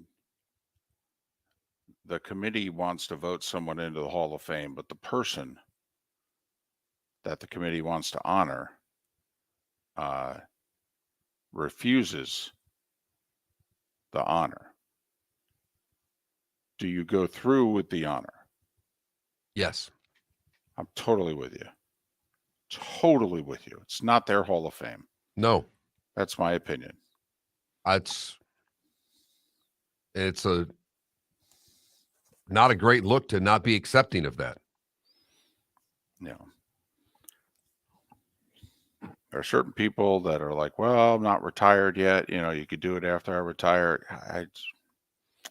It's not your, it's kind of like the Oscars. If you don't want to go to the Oscars and accept your Oscar, that's cool. For whatever reason, but if they think you're worthy of a nomination and have given you the award, then, sell it on eBay. I don't care. Adam, apparently they're striking every car manufacturer in the country.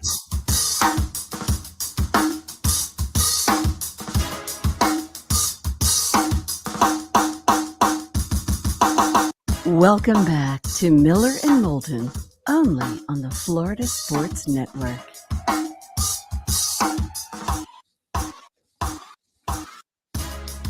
"22 minutes before the hour, Pat Kirwan joins us for all things NFL at the top of the hour on this Football Friday. Football Friday. Yeah.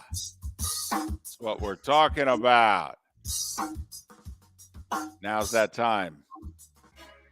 You listen to Mark. Maybe. He's 500 on the year. He's usually right around 500 in September. So, if you disagree with him on one or two games, you make the right call, you can have a winning week. All right. My picks, run the other way. I've had a September, the whole Lee Sterling September to remember? Yeah, I've had a September to forget for, I don't know, since the beginning of the Obama administration. But what I really enjoy about this segment and what I like about your picking games is, one, we made it a Fantastic Five 3 years ago, maybe even longer. Right. Used to be a Super 7. Right. You started this year with a Super 7. I did. Knowing that your September sucks. So you picked more games. You chased it with 6 games last week, and I have the over-under at 6.5, and I'm going over with that this week again. How many picks do you have this week, David? Well, I have 6 written down with 2 underneath it below a dotted line, and I'm debating whether or not to add those. It's really tough. It's why I quit when I get to 5, because if you start writing them down, then you got to figure out which games you want. If those 2 games hit, and you have a 2 and 3 week and your 2 extras hit, you're like, what the hell? Exactly. So I'd rather lose them both officially than hit them, but have them not be official on the record picks. Correct. So, listen, since your picks are the ones they should pay attention to, you go. All right. Well, David, this week it's personal. I don't know if you caught that yet, but it was just a game. Now it's personal. Thank you, Coach Prime. And Coach Prime now has a reason to run it up against a bad Colorado State team. Colorado State's awful. Colorado would have probably sleptwalked through this game. They may have still covered, they may not have, but now they have a reason to get excited. That's because of Colorado State. And they will. I'll lay the 23.5. Give me the Buffaloes and Coach Prime taking down the Rams, my wife's alma mater. I doubt she'll be up to see it at 10 p.m. on Saturday, but I'll take Colorado. That sounds like a good eating Oreos time slot for you then, 10 o'clock Saturday. In fact, David, I would give this a 3 double stuff pick right here. I'll give this a 3 Oreo pick right here. Is that going to be our rating system now? Double stuffed Oreos? Yep. This one just a double stuff pick. Michigan State's fired their coach. Kind of. Right. They've said they've fired their coach, but procedure, Mark, officially the paperwork can't go through yet. So then they're going to bring his predecessor down to help out for a bunch of guys that don't know him, and he wasn't their coach. They're playing a Washington team who, when Penix was at Indiana, he lit them up there. This Washington team's pretty good. Yeah. It could be top 10 good. And they're very close to it rankings-wise anyway. 16.5's the number. I watched Michigan State play Central Michigan. I know they ended up covering by the end of the game. They looked awful in the first half. I know you can improve from week 1. I think Washington is a much better team. I don't know how Sparty scores all that much. Give me Washington in a rout. You may hear that pick again in a few minutes. Damn it. Really? I'll move that to a 1 Oreo pick then. I got off of my season-long theory last week because Northwestern was favored. Or I'm sorry, Northwestern was an underdog and against UTEP. And I'm like, that was too much. But Duke's a good football team. That quarterback's legit. They're at home against Northwestern. I'm going head-to-head with Lee Sterling here. I think Northwestern gets crushed by Duke in the Academic Bowl. Give me the Dukies minus the 18.5. They're the far better team. Mark Miller taking 3 favorites so far, ladies and gentlemen. And I'll take a 4th. Because when Cincinnati plays Baltimore, David, what happens? The Bengals win. Yes, they do. And they're just laying 3 against Baltimore, just like the way Cleveland owns Cincinnati. Cincinnati owns Baltimore. Give me the Bengals and lay the 3. But it's not 5 favorites this week. Because my golden Oreo pick this week, David, is the Green Bay Packers on the road getting 2 points against Atlanta. I'm not sure why Atlanta's favored. They beat Carolina. Yippee. Green Bay has got a good defense. Their offensive line played well, and they can run the football. I think this will be a close game, but I think Green Bay gets it and goes to 2-0, and everybody's talking about these new-look Green Bay Packers on Monday. Give me the Pack +2 against Atlanta. You know what's interesting is this game started with Green Bay as a 1-point favorite, and all the money's coming in on Atlanta. And I would love to know the reason why. Because like you said, it's not like all the money's coming in on a juggernaut here. So that's interesting. Now, once again, they were without Watson, the wide receiver, last week. It looks like he's not going to play again this week. Okay, same team. I'm trying to think who got hurt against the Bears, who's that key a factor. 3 points on the Falcons-Packers game and the line moving away from the Packers? That's very interesting to me. Okay, I have a theme. And listen, I think you have to respect the theme. Not much going on this week. Next week's a monster week. You got a lot of look-ahead games. Like Texas begins Big 12 play next week. They had the big game last week at Alabama. You think Texas is overlooking Wyoming? Wyoming's not bad. Wyoming's getting 30. Also, I think you're going to see a lot of second-half substitutions this week by the big schools, getting ready for the big games next week. I think you're going to see second stringers put in late third quarter. So give me Wyoming and 30 at Texas. Ohio State has Notre Dame next week. Western Kentucky is the best team in Conference USA. Western Kentucky's getting 29.5. This just in. The Buckeyes haven't scored more than 35 points in a game this year. Give me Western Kentucky in 29.5 as Ohio State looks ahead to Notre Dame, which brings me to the Irish. You don't think maybe they're looking ahead? Central Michigan's in town. Can't take Central Michigan seriously. They're getting 34.5. It's a lot of points.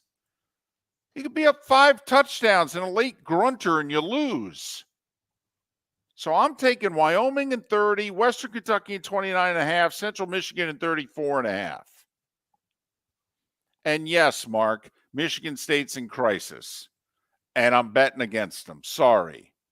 And besides, no reason for you to reduce it from a 2 Oreo play to 1 Oreo play just because I agree with you. I do get at least one game right every week. And this could be it.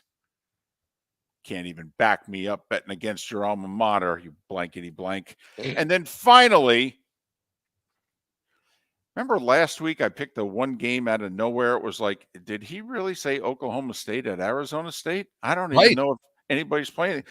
Okay, Oklahoma State's at home against South Alabama. They're only favored by 7? What am I missing? Seriously, what am I missing? South Alabama is not even a great team. I don't know. It just seems like this line should be a touchdown more, at least. So I'm laying 7 with Oklahoma State. There's my Fantastic Five. You're done? Oh, that's for college. Now, NFL. Elizabeth, Okay. I'm coming to join you. I almost had the big one there, David. Okay. Very quickly, I shouldn't be betting this game. No one should be betting this game. When you have two bad teams, you do not bet the game. Are the Colts really going to win on the road like all year? Even in Houston? Seriously? It's a virtual pick 'em. Texans are favored by 1. CJ Stroud went back to pass 45 times last week. You know how many turnovers he had? None. That's not bad. Now, Richardson was pretty good. He's also hurting. He admitted he's hurting. He admitted he's got to learn that they hit harder and they're faster at this level. I like Houston at home. D'Amico Ryans defensively. I think Houston's going to win the battle of 2 worst 5 teams, and I'm laying a point. And then finally, I threw this out there last week. It's a big line. But, Mark, in the last 2 years in a game, who's the best team in the NFL against the spread? The Dallas Cowboys. 69%, ladies and gentlemen, 24-11 against the spread. All right. They're 69% as a favorite over the last 2+ years. By the way, when they've laid 9 or more points the last 2+ years, they've done it 7 times. They've won all 7 games, and they're 5-2 against the spread. Zach Wilson's now the quarterback of the Jets, okay? And it's a short week, and they're going on the road. The Jets are getting pounded. Dak and the offense didn't even play well last week. They won by 40. You think Aaron Rodgers got hurt behind those 2 tackles. You wait to see how they block for just Zach Wilson. I'll make your prediction. Not only do the Cowboys win by 9, Zach Wilson doesn't finish the game. Ooh. Cowboys lay the 9. So there. It's a Super 7. That's it? You're done? Yeah, I got one other. I'm just going to put it in my pocket. It's hard, isn't it? It really is. To leave that bet off. Yeah, especially since it's Liberty Buffalo. And I mean, the people just can't wait to know the insight on Liberty and Buffalo. Who's it the look-ahead game for? Well done. Well played. That's worth a couple of double stuffs right there. What isn't? All right. So David has big points. He's taken Wyoming in the points, Western Kentucky in the points, Central Michigan in the points, laying the points with Washington, Oklahoma State, the Houston Texans, and the Dallas Cowboys. I have Colorado laying the big number, Washington laying the big number, Duke laying the big number against Northwestern, Cincinnati laying 3 against Baltimore, and Green Bay getting 2 against Atlanta. Mark 5-5 on the year. I'm 4-9. That's right, 4-9. 2-5 followed up with 2-4. At that rate, I'll be even more impressive this week. I'll follow it up with a 3-4. A, I'm improving, and B, still losing. That's probably what will happen. Bookies love us. They love me. They really do. They love me. Did you hear what Lanny Watkins said about Phil yesterday? If it wasn't for golf, he'd be gambling in a ditch somewhere. I thought he was talking about me.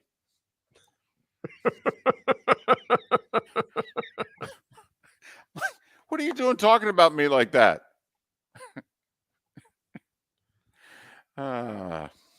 Phil is just the easiest target for everyone right now. Absolutely.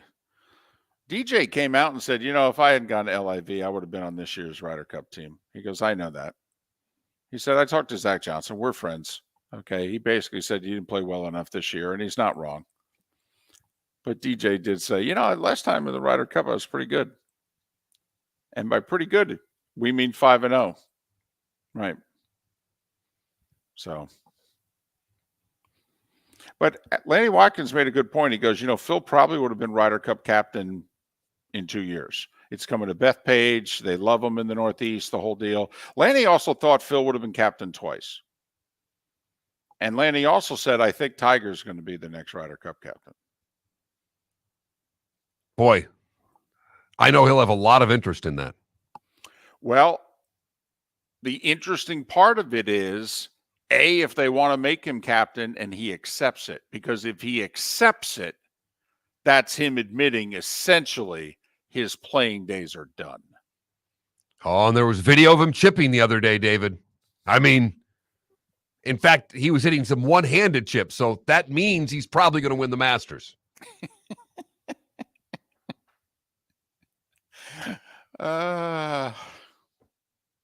Aaron Rodgers or Tiger Woods, do we see either of them play again? I think we see both play. I really do.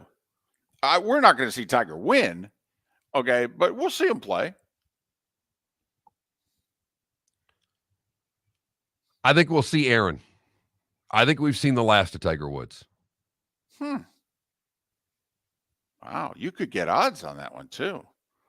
I mean, not my odds that I'm getting with Belichick being the coach GM of the Commanders next year, but you could get probably good odds on that.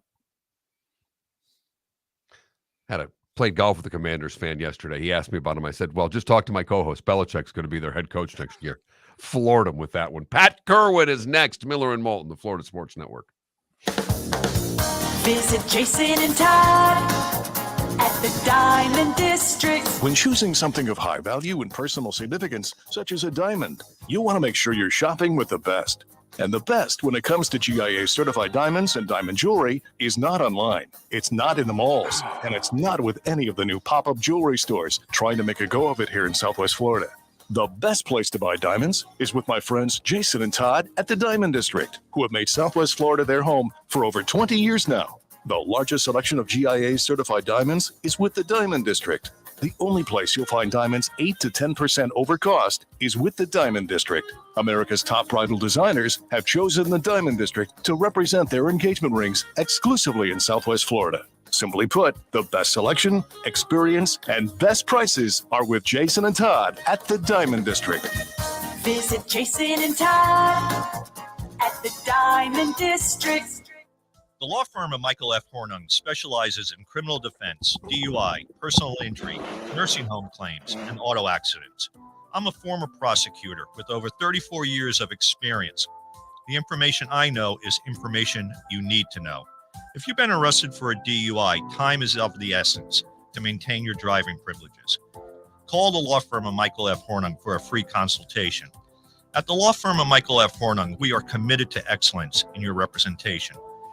Being a local attorney with local knowledge is clutch to the success of your case. For over 30 years, we have successfully represented the citizens of Southwest Florida. For a free consultation, call 239-437-0095. That's 239-437-0095.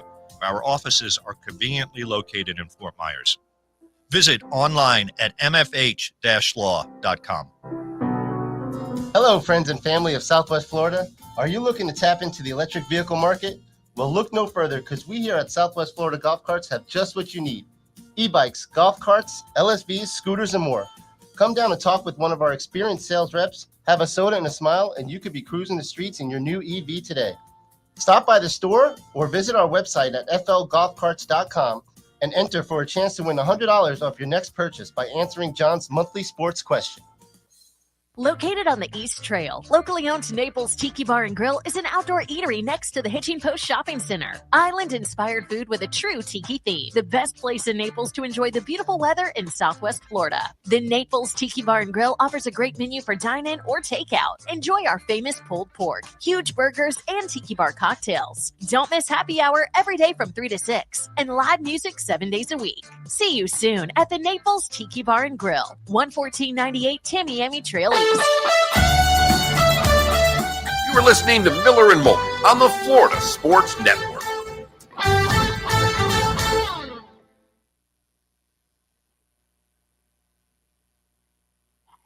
Good morning, Mark. Morning, Pat. How are you? I'm doing fine. I was enjoying listening to you guys. I'll say to David, David, when he said the only people that like me are bookies, I was going, no, I'd love to be right behind you, betting opposite. Just let you put your bets in and let me go the other way. I'd have a hell of a record. shows you why it's so damn hard. I don't know. I seriously, I don't know 5 people that know more about sports than David. And my dad was great when he was still alive. He goes, and I was a year I happened to be really rolling with picks. He goes, you listen to David makes those picks. You are convinced he's right. The information he has behind it, they're so thought out and they go the wrong way every time. And he just get the biggest kick out of listening to David make picks because he's got good theories behind him. It's not easy. If it were easy, we'd all do it. Yep. Just like Philadelphia running the football yesterday. Holy cow. Oh, man. Yeah.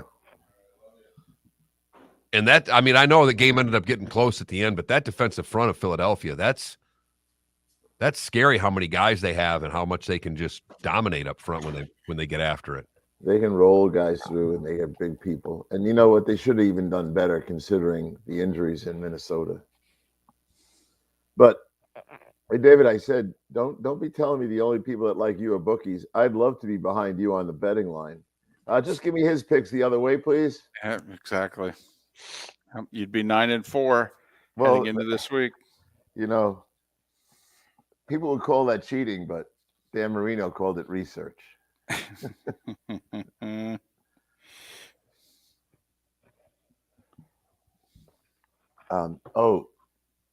Very kind words for you from Troy Aikman the other day. He was at the church and I was talking about a lot of things with him, but you mostly. He said to me, are you really good friends with David? I said, oh, yeah, we've been more than a decade. We talk a couple times a week. And he goes, well, don't tell him this, but I don't think I'd ever do another game without him. Yeah, I've got him totally bamboozled. He doesn't make his picks on your side. Right. He's completely unaware of my picks. Yeah, exactly. Let's not go there. I'm basically in charge of Cowher's picks. Like he always says, I'm going to do these by myself this week. I said, yeah, go ahead. I don't care. Phil was asking me a couple of questions. He goes, no, you're not talking to Phil. They stay right here. So very quickly, it's late fourth quarter. The Jets kick the field goal to take the lead. I turn to Troy and I go, you say whatever you want, but there's been 3 quarterbacks in this game: Aaron Rodgers, Josh Allen, and Zach Wilson. And Zach Wilson's been the most effective. And he looks at me and he goes, that's cute. I'm not going to say that. No. The New York Post cover was brutal to Aaron. Did you see it on Tuesday morning? Was 3 and out? Yeah. I mean, Jim Miller, he must have brought that up 100 times. I heard him say yesterday, Pat introduced me to the New York Post, and I screamed out loud, Jim, where the hell have you been? I know. You introduced me to it, David. It's the all-time. I'd like to meet the guys who do the headlines. That's an all-time headline. It really is.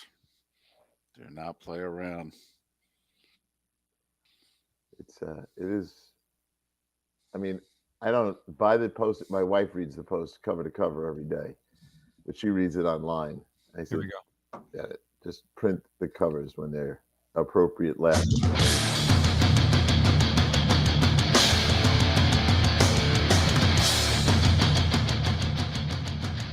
You are listening to Miller and Moulton, exclusively on the Florida Sports Network. And now here's Mark Miller and David Moulton. It is the third and final hour of Miller and Moulton, at least along the network in Lake City and surrounding areas, Tampa, St. Pete, Port Charlotte, and Venice. The Diamond District bonus hour is 1 hour away on a Football Friday. Football Friday. And we always start our 8 o'clock hour on a Football Friday with Pat Kirwan. He of NFL Radio's Moving the Chains, CBS's NFL Today show, CBS with the Super Bowl this year in Vegas. Pat's weekly appearances brought to us courtesy of Pinchers from Tampa to Key West and a dozen locations in between Pinchers, because you can't fake fresh. We know it's been a busy, eventful week for you. How are you? I'm doing fine. And Tuesday was an inspiring day, actually, and the way they handled the end of Gil Brandt's life and the amount of people. You guys would have loved it. You both love football. So I'm on the right side of the church, and into the left side of the church come all the Hall of Famers in their yellow jackets. It was wow. It was impressive. the Dallas Cowboy Hall of Famers. It was a sight to behold, and not all of them doing well physically, but they were all the guys that thought Gil had something to do with me getting here. So that part of it I loved. There was some really great speeches by people. They kind of took Gil's life and cut it into thirds. The life in Dallas, of course, was feature one, and then his personal life. He had a friend who talked, and then his life at Sirius. I mean, he was at Sirius with us for 23 years.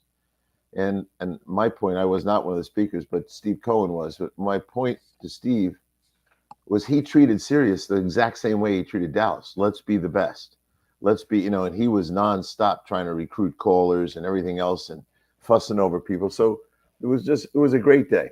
And got a chance to see Stephen Jones for a while. We had a couple of great laughs, and as he's clearly very excited about his football team. And we'll see what happens with that.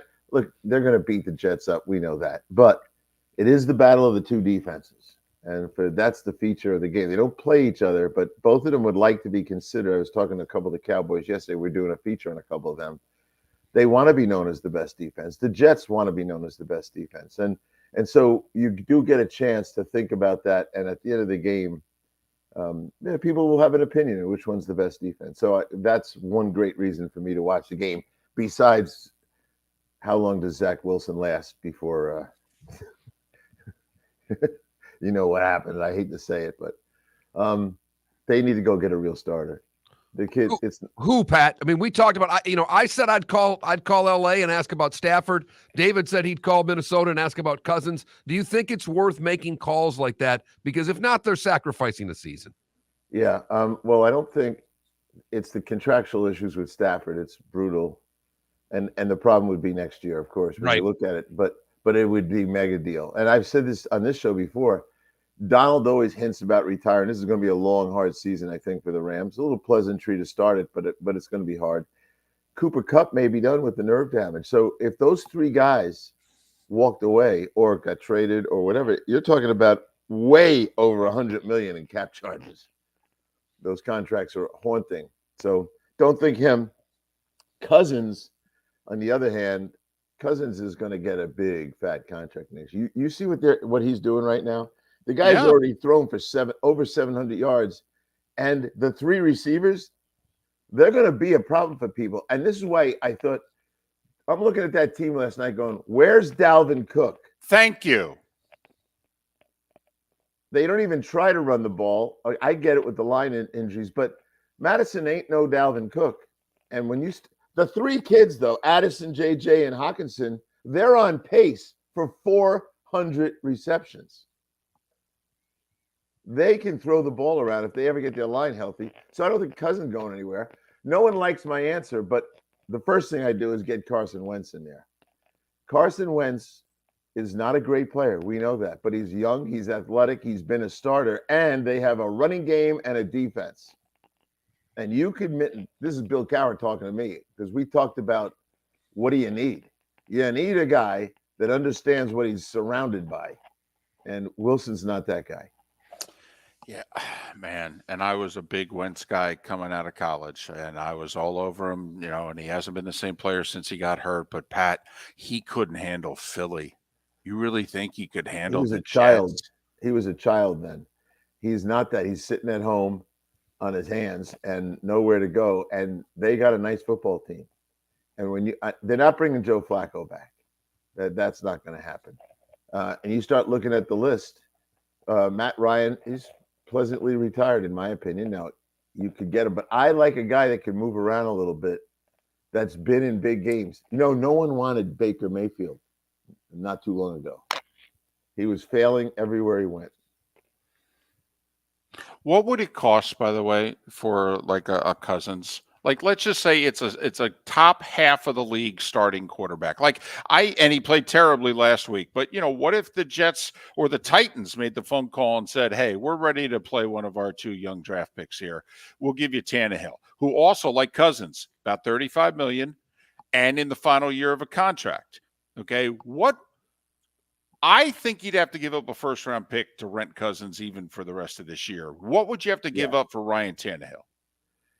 Well, they know you're desperate. Yeah. We all know how that works. And so now the price goes up. and their two young guys aren't ready. So what would justify putting them out there? That would mean that the compensation has to be more than they ever thought they'd get for him. So you're probably talking about a second-round pick and maybe more.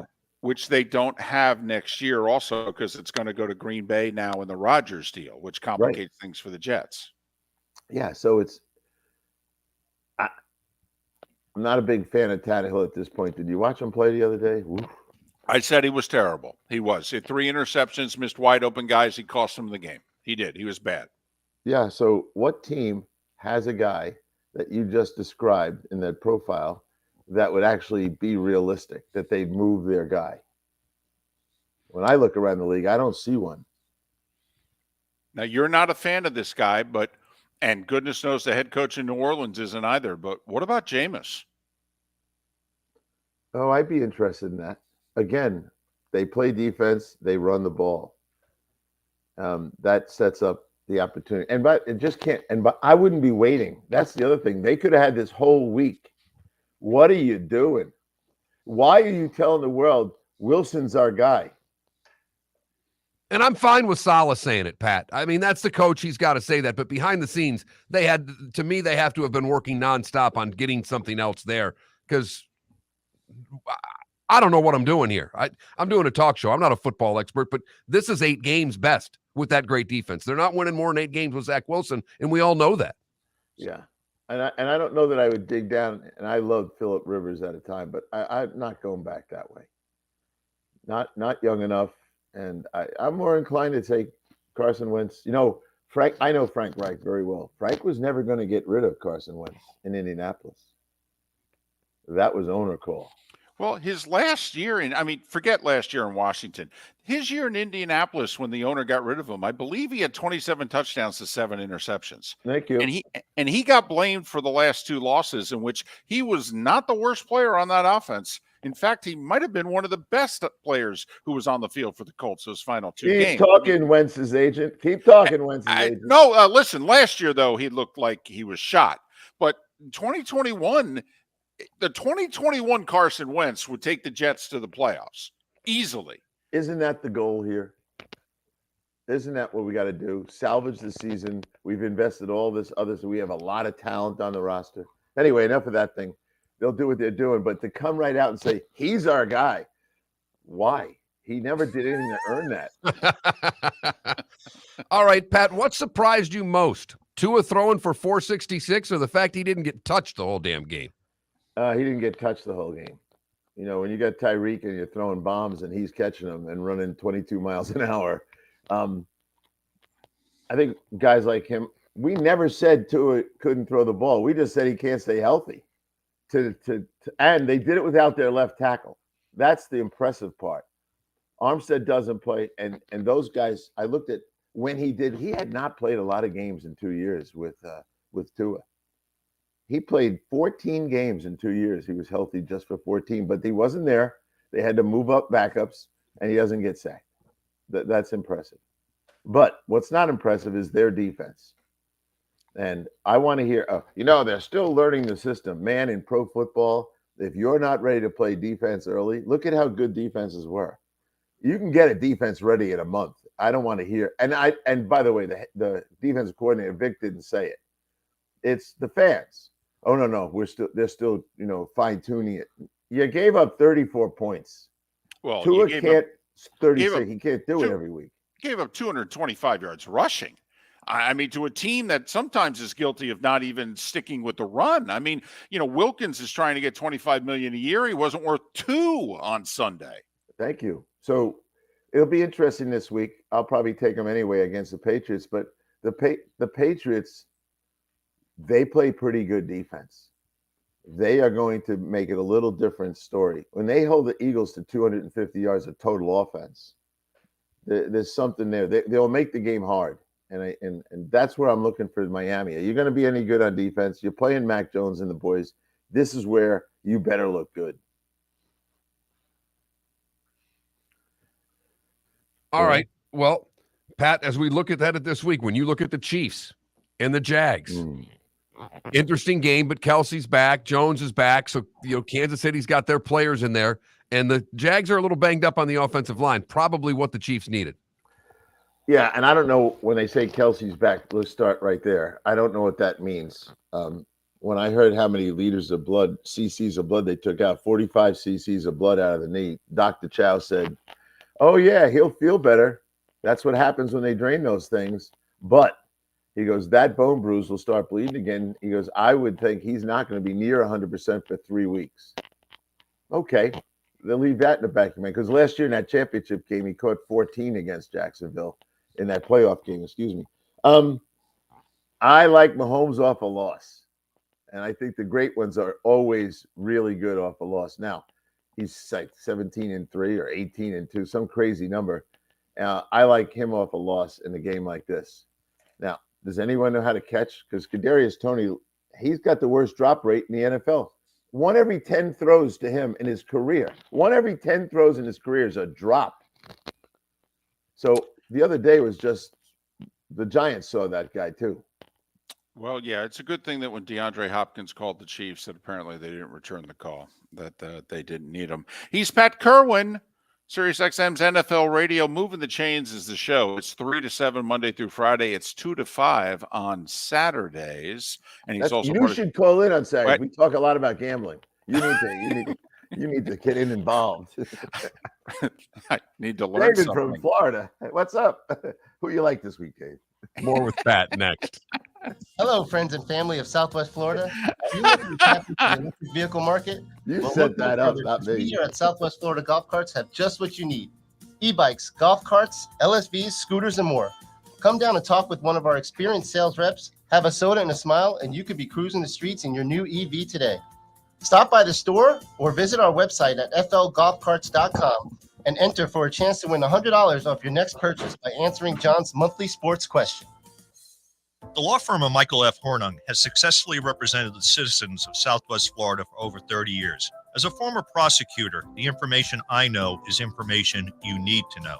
If you've been arrested for a DUI, a criminal matter, or involved in an auto accident, call the law firm of Michael F. Hornung. I'm a local attorney with local knowledge to assist you through the process. For a free consultation, call 239-437-0095. That's 239-437-0095. Offices in Florida. Ladies and gentlemen, once again. Yeah. Hi. Excuse me. Hey, the line starts back here. Ma'am, if your party's not here, you're going to have to go around again. If you had the opportunity to avoid all this, wouldn't you? Salt Live is the official transportation provider of the Miller and Moulton Morning Show, making your trip to and from the airport seamless and stress-free. Salt Live is supported with the help of local partners like the Bayfront Inn. Gather your family and friends and enjoy a leisurely day on the water with a pontoon or deck boat. If you prefer to explore the waterways without a motor, the Bayfront has canoes, standboards, and kayaks. At the end of your journey, enjoy lunch or dinner at the Bamboo Tropical Bar and Grill. The Bayfront Inn, something for everyone on 5th Avenue in downtown Naples. BayfrontInNaples.com. When you need a ride, book with Salt Live Transportation, 308-8686, or book on saltlivetransportation.com.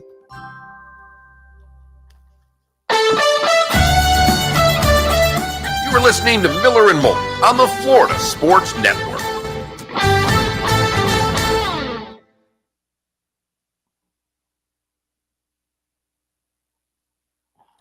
You like any of the home dogs this week, Mark?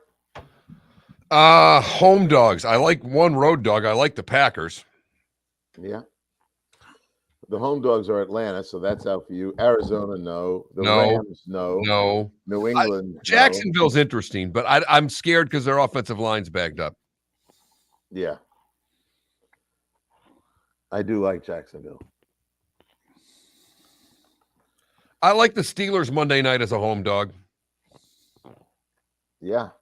They're not going 0-2. Do you notice the last time the Browns started 2-0? 1960 or something? 93. Wow. Think about that. Bill Belichick in year 3 in Cleveland. It's the last time they started 2-0. Because remember Joe Thomas's whole career? Like, didn't he start 0-1 Right. every year? Right. Yep. Joe's going to coach in Germany. Really? Yeah. Going to join your buddy Paul Alexander? Yeah. Did you hear Paul yesterday? As a matter of fact, I did. He's doing very well over there, and he's loving it. And he's almost done. The playoffs are now. It's going to take 3 weeks, and he'll be home for the football season. He just treated royally over there. By the Making way, money too. Mark. So, Paul's usually stops just short of saying he's what's a really coach on his at heart, mind. Right. Except yesterday. And so yesterday at the very end, they're jamming in like 3 games. And one of them's the Bengals. And he was a longtime offensive line coach in Cincinnati. And he just says, I've been gone 5 years now, so I can say what I really feel. That nobody can hold any grudges against me. He goes, their technique's terrible. It's awful. It's a joke.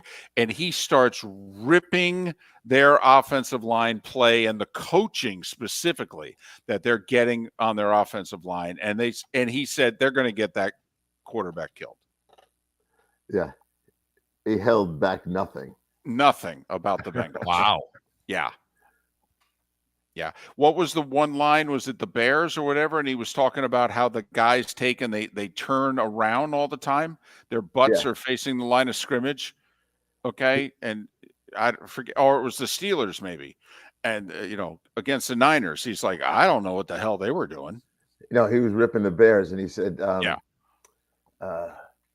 who was it?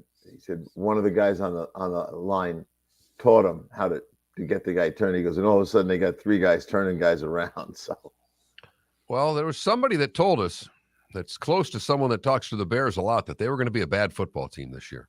Yeah, they are bad. And you know what? I've said it on the air too, but in this world, you can't wait now. Justin Fields, you have to come to the conclusion that he's not good enough, and you got to get another quarterback. I don't care. They screwed up with Trubisky. Now they got to do it again. You can't wait. You cannot put an option year on him. You can't give him another year. You will never make it. Okay. Feel bad for him.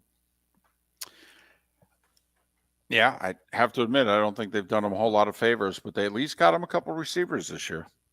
Yeah. Although the one guy's not playing worth a damn. Golly. What a dog he was last week. Well, anybody who comes to a team like that had some personal success somewhere else and sees what he's got involved in, depression sets in quickly. There's no doubt he looks like he has no interest in being there. He came from Pittsburgh to the Bears, and he's like, it's almost like he feels he's not in the NFL anymore. Chase Claypool, yeah, it's actually embarrassing the lack of effort that he's putting. I would bench him. Yeah, yes, and I think Eberflus has to this week, or else he'll lose half the room. You can't throw a bubble screen with him because he won't block anyone. Right. Sorry. And the guy they benched is their best blocking wide receiver, so you have to make that roster move. Yeah. All right, here we go. Usually there's a fight at practice. Someone throws a punch at him. They're so pissed. Someone should punch him. Yes. Hey, Dolphin fan, how you doing, Felipe? Doing really good.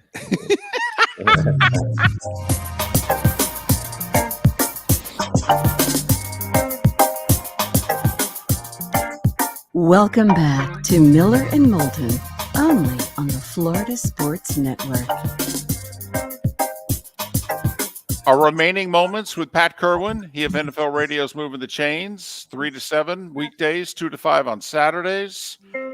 And he's part of CBS's NFL Today show, and they have the Super Bowl this year. Pat joining us courtesy of Pinchers. Tampa to Key West, dozen locations in between Pinchers because you can't fake fresh. Mark, let's go through some of the games. Well, let's start with Tampa Bay. They had a nice win against Minnesota. They get Chicago. This is an opportunity. Pat, it's a division that someone's going to win probably with 9 games. You bank everyone you can get. Can Tampa get it on Sunday? Yeah, they can. They still can play a little defense. Who's the best quarterback on the field? That'd be Baker Mayfield. You got Baker Mayfield on the field. I'm not putting him in Canton by any means, but the other team's on an 11-game losing streak. I think it's the longest streak in the NFL right now of losing. So nope, I'll take the Tampa Bay Bucks in that game, and I think they'll force some turnovers, and Justin will once again be running for his life. Listen, I understand it's early, and while it's year 3 for Fields, it's year 2 for Matt Eberflus. But if they lose this game, they got to go to Kansas City week 3. I mean, they lose to the Bucks, they're 0-3. And as you mentioned, they finished last year losing their last 10 games. I mean, it starts getting late early, if you know what I mean, if they have a bad next 9 days.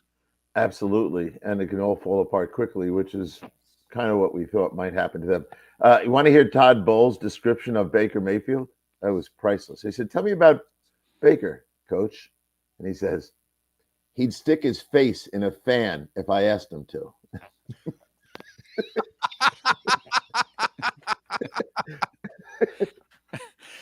Todd sounds as if he's getting along a little better with his 2023 quarterback than his 2022 quarterback. Well, he's coaching again. He was the assistant last year to Brady. Listen, the Dolphins and Tua, they have their way with Belichick and the Patriots for what it's worth. I believe he is 4-0. Mm-hmm. And, you know, Dolphins have a much better roster than New England, and New England's staring at 0-2 if they lose this. It's kind of why I'm a little worried the Dolphins may just face a team that's going to be far more desperate than them. There's no doubt desperation. If that's part of the equation for considering who you're going to take, then New England is extremely desperate. When was the last time they were 0-2? 2001, 2002, something way back, though.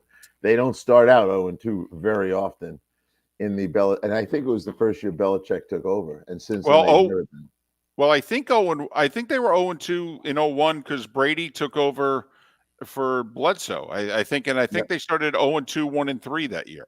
Yeah, the last time it happened. So obviously they don't have Brady and Gronk and all that business, but they play very good defense. The problem with that football team is there's no stars.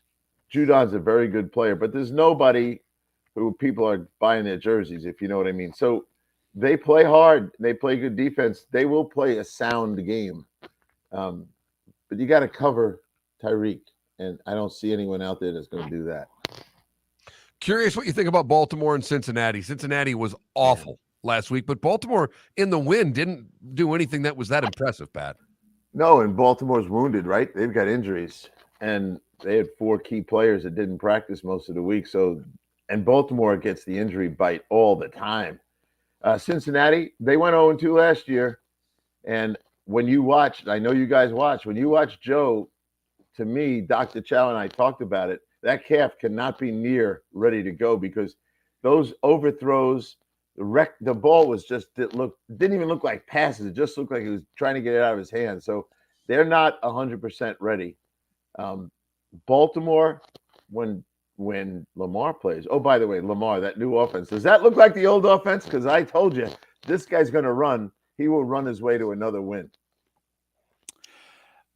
What the heck happened to Seattle last week? And now both tackles get hurt, and they're facing Detroit, who must feel like they're coming off a bye because they have 3 extra days to prepare for this. Lions could get off to a 2-0 start, and the Hawks could get off to an 0-2 start. Yeah, I agree with that. Both tackles are out, as you said. They looked lethargic when they played. And there's nothing you can say that was very good about the way they looked. Where was a pass rush? They've invested money into that. There was no pass rush. Pete's played Goff 11 times. He knows a lot about Goff. He also knows Goff, when he gets hot, is hard to handle. Pete's hoping to have his rookie defensive back Spoon, but not so sure he'll be 100%. Detroit with that long rest. Who's blocking Hutchinson? Hutchinson should have had 3 sacks last week if the officials actually threw the flag on Taylor for lining up in the backfield. So I think Hutchinson will be a factor and a problem for Pete. Sorry, Pete, not this week. You know, this for week 2, as exciting as week 1 was with a lot of divisional games, you kind of got to look through the game schedule. And we won't talk to you before Monday, but Pittsburgh's lost their first game. They looked awful. They play Cleveland Monday night. It's another monster game because, as we talk about, you just don't want to go 0-2. I know, but they're going to have lost Hayward now for a month, maybe 8 weeks. And he not only is their best defensive lineman, he is the leader of the defense. He is the guy who will turn the tide on the sideline and make sure everyone gets back on course. I'm a little worried about him without him on the field. Pickett has to play better. I've seen him play better, but he needs to play better. Cleveland, Jim Miller picked him for the playoffs, and he took a little bit of ridicule from our callers, but he might have been right on this one. Look at that secondary. Look at their pass rush. Jimmy Schwartz, we vote for the assistant coach of the year. So I write down the guy each week that I like the most. And at the end of the season, who got the most votes? Schwartz got my vote week 1. And at the end of 17 games, if he gets 4 or 5 of them, he'll be my coach of the year, assistant coach. And he's got him playing hard on defense. I'll tell you what, though, Deshaun still doesn't look like Deshaun. Nope. They won easily last week. They didn't need him to look like Deshaun, and they may not even need him this week, but he does not look like the guy who was in Houston, does he? No, he doesn't.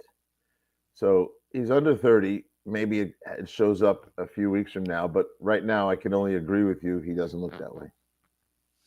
Is there anything else week 2 that's got your eye, Pat?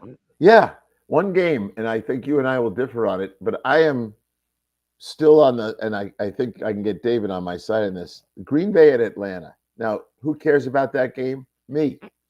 I talk to Arthur every week, Smith, and I love the way he's thinking about building this football team. We don't talk about Ritter very much, nor should we yet, but the guy hasn't even thrown an interception. He's 3-0 at home. They got that young running back from Texas along with Algiers, so they're going to run the ball. I really was excited what I saw from Green Bay. Now, was it because of who they played? That's the question I can't answer. In Chicago looked terrible. So I am very interested in that game. I know, Mark, you like Green Bay, and David, you've been promoting Atlanta all summer. But I will say, you could see where this game is a wild card tiebreaker. Couldn't you see where it comes down to, like last year, it came down to Seattle, Detroit. Seattle beat them head to head. They went at 9-8. Detroit stayed home.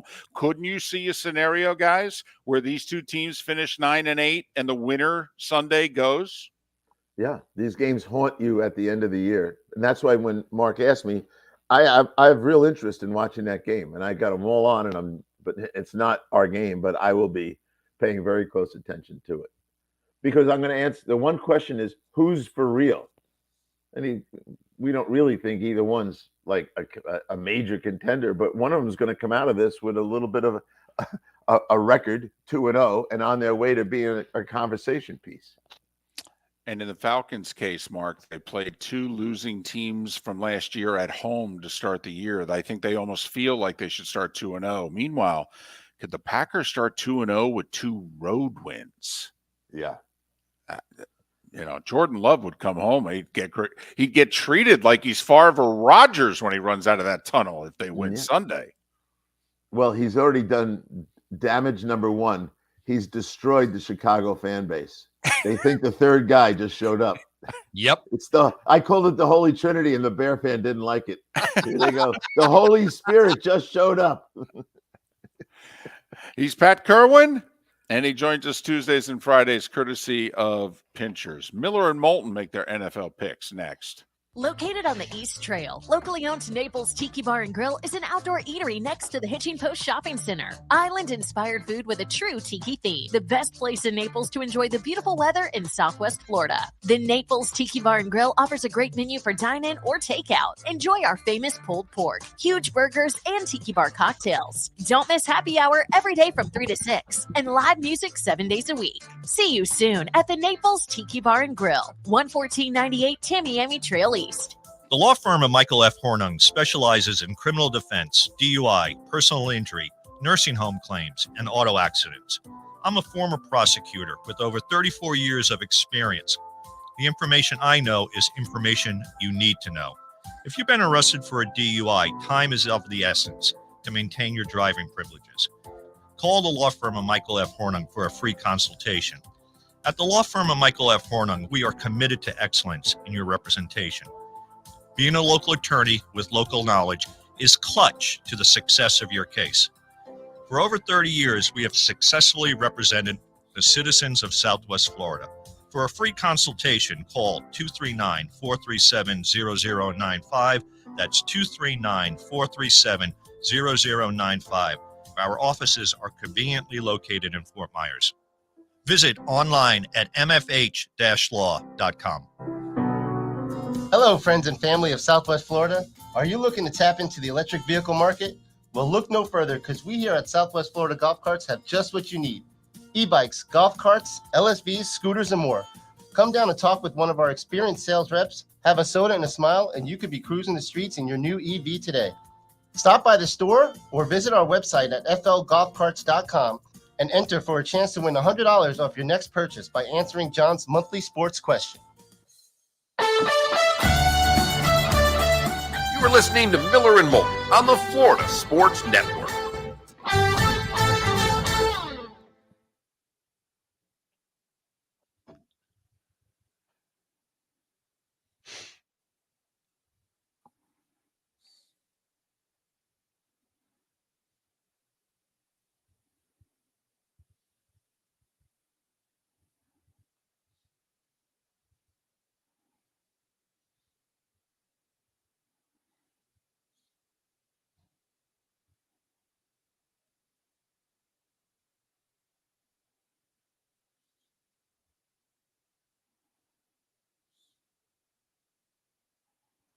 Very jealous, Guillermo.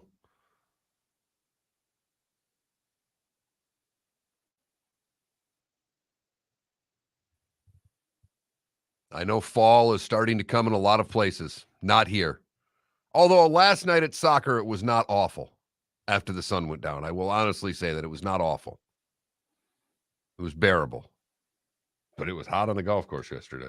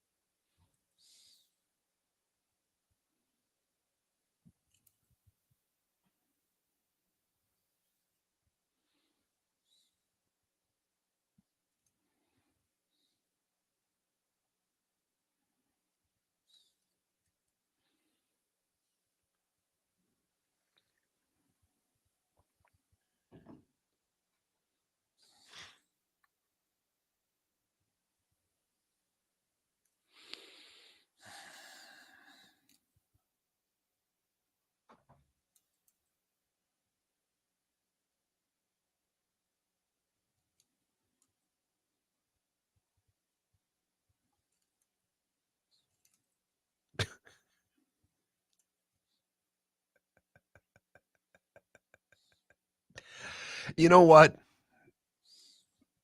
I shall rise yet again is how I may change because I play Blue Sky by the Allman Brothers is the alarm clock music. If I can figure out a way to have Aaron Rodgers on repeat saying I will yet rise again over and over, that could be my new wake up. He's becoming the Kanye West of the NFL.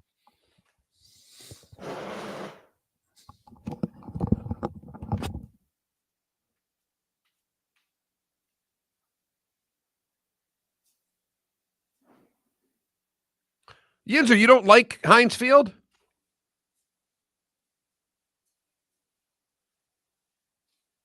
I think it's a great place to see a game.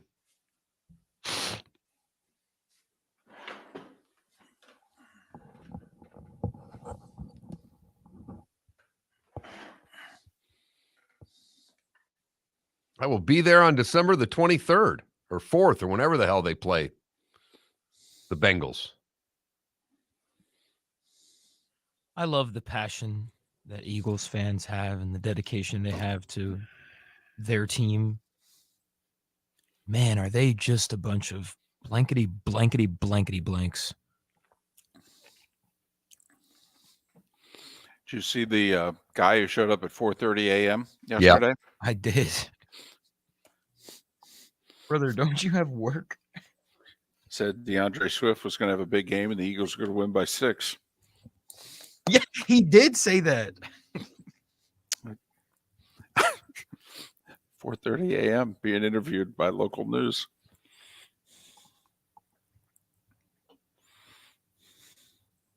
I saw a headline that apparently the news press is hiring Taylor Swift reporters.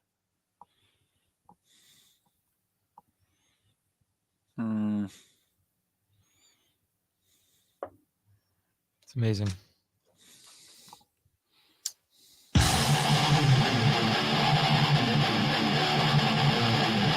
You're listening to Miller and Moulton, exclusively on the Florida Sports Network. 22 minutes until we are done, at least in Lake City and surrounding areas, Tampa, St. Pete, Port Charlotte, and Venice. The Diamond District bonus hour awaits us at the top of the hour in the 239. Thanks so much for being with us. Miller and Moulton, Florida Sports Network, floridasportsnetwork.com. We made our picks against the number last hour at this time. Those picks get posted at floridasportsnetwork.com. It's a fabulous 5 segment. Mark made 5 picks. I made 7. And left one out. I did. Couldn't pull the trigger on Liberty and Buffalo. There was another one I left out too, but I was going to take the Gators to win outright. But when Lee Sterling did that on his pick segment, I didn't want to make it sound like I was, piggybacking off of someone.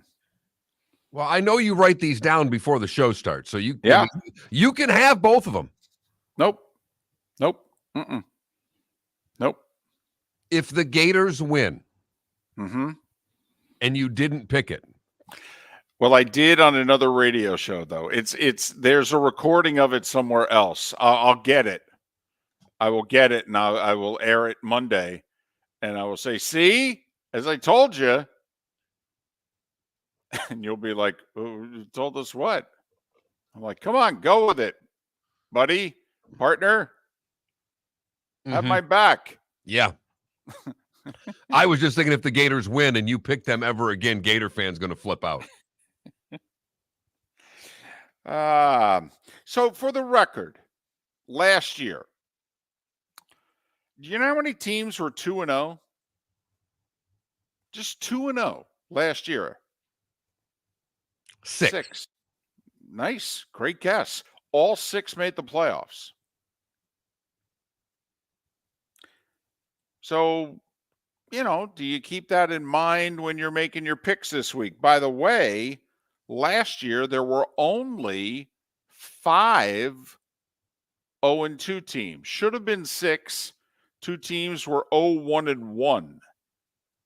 So, that's unusual. Usually 1 wins, 1 loses. So 6 2-0s, 5 0-2s. One of the 5 0-2s made the playoffs. They're Mark Miller's Cincinnati Bengals. So, all right. So looking at the NFL games this week, Chicago and Tampa Bay. Do the Bucs become one of those teams that get to 2-0? Mark, according to my picks, the NFC South will have not 1, not 2, but 3 2-0 teams. Because I'm taking Atlanta at home over Green Bay, Tampa Bay at home over Chicago, and I'm taking the Saints in the early Monday nighter in Carolina. Carolina's offensive line is bad. Bryce Young, and I like Bryce Young. I think Bryce Young can play. Bryce Young needs to survive this year. That looks like that's a problem. Well, Chicago's a bad football team. Uh-huh. I'm with you, David. I think Tampa Bay goes to 2-0. Baker Mayfield gets it done, and the Bucs win. Huge game for the Bears. Something like that. I mean, I don't think there'll be a lot of points in this game. And that wouldn't even be a cover, but I don't think this Bucs team's going to be a very stylistic, pretty team. but it's in the NFC, baby. And this is a very winnable game. And if you're going to have any type of meaningful season, and if you're Tampa, you got to win this game. It gets, they're hosting Philly the next week. So, you're thinking, 1-0 and what have you. Well, you better win because the odds are you're losing next week. Can the Miami Dolphins go to 2-0? They go to New England, where Tua has had success after coming off the 466-yard performance against the Chargers. What does Tua and the Dolphins have for the Patriots, David? Well, they've got a lot of weapons, and New England doesn't have any, seemingly, on both sides of the ball. This game scares the blank out of me. If for no other reason than I don't know how many times New England's going to start the year 0-2 when both games are home, even though they're playing two playoff teams from a year ago, and we don't think New England's a playoff team. But still, starting 0-2, both games at home, and for that matter, the Dolphins going on the road and starting 2-0. Also, Tua hasn't lost to the Patriots. Do we think that continues? I mean, they held the Eagles to 251 last week. They don't win without a pick six and some boneheaded coaching by the Eagles at times in the fourth quarter, too. Mark, this game scares the hell out of me. The Dolphins are 2 touchdowns better than the Patriots, but I'm terrified. And if I had to, believe it or not, I would pick the Patriots because I think it's their season. You may be right on everything you're saying about New England. That roster is bad. It's just plain bad. We can't get into this. It's the New England Patriots. It's Bill Belichick. It's a lousy roster. Your line, Bill Belichick, the GM, is doing Bill Belichick, the coach, no favors. None whatsoever. He's trying to get him fired. There's no question about it. A new era has come over the AFC East, and it's not the New England Patriot era. Miami wins this football game, and they go to 2-0. Oh, goodness. Oh, my goodness. And when the Jets lose, the Dolphins will be in first place before their home opener. Oh, my goodness. Felipe will go out. He'll buy another Dolphins thing. Oh, he'll be in a Tyreek Hill jersey on Monday. That's my prediction. With the win, he will be in a Hill jersey by Monday. It's already in my cart. And I was going to say that'd be pretty impressive because the Dolphins are playing Sunday night. So, they don't get to 2-0 until damn near 11:30. And 6.5 hours later, he's in studio. All right, the other game in state, Kansas City and Jacksonville. I'm with Pat on this one, David. I don't see Mahomes losing both games. I do think the offensive line problems for Jacksonville will become a problem, and Trevor's going to have to run for his life a little bit. I think they'll score. I think this game gets up there scoring-wise, but I like Kansas City. I just don't see the Chiefs going 0-2. I agree with all of that, but I'm telling you, the Jags have a lot of weapons. And this game's a really big deal in these parts. I can attest to that. Not only home opener, it's the team that knocked them out of the playoffs last year. Jacksonville looks at the Chiefs and goes, that's who we want to be. I have a feeling we're going to have what we thought we were going to get Thursday night, 2 Thursdays ago in Kansas City, I think we get in Jacksonville. This game, to me, is in the 30s. I'll go Chiefs. Boy, reluctantly. Yeah, because I had the Chiefs beating Detroit and then coming to Jacksonville and losing as part of my Jags as the number 1 seed. I had them winning the home games against San Francisco, Kansas City, and Cincinnati. So, yeah, this will hurt me. When it's all said and done, Detroit's going to have to beat the Green Bay Packers to win the NFC North. The Packers are going to go to Atlanta and go to 2-0, and Jordan Love will be the talk of the league on Monday, at least for a little while, as the new Packers quarterback has led them to a 2-0 start, be it against the Bears and the Falcons. But I think the Pack goes on the road. I know Aaron Jones is banged up. I know Watson, the receiver, is banged up. Both didn't practice.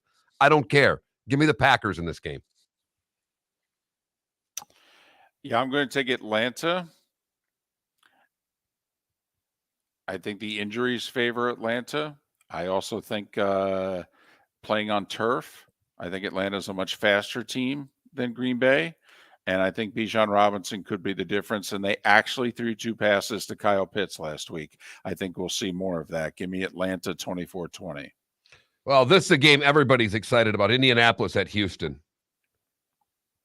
If there's ever been a game that should be on NFL Network at 9:30 in the morning, it's Indianapolis at Houston. David, you already picked Houston in your Fantastic Five plus a couple. I'm with you.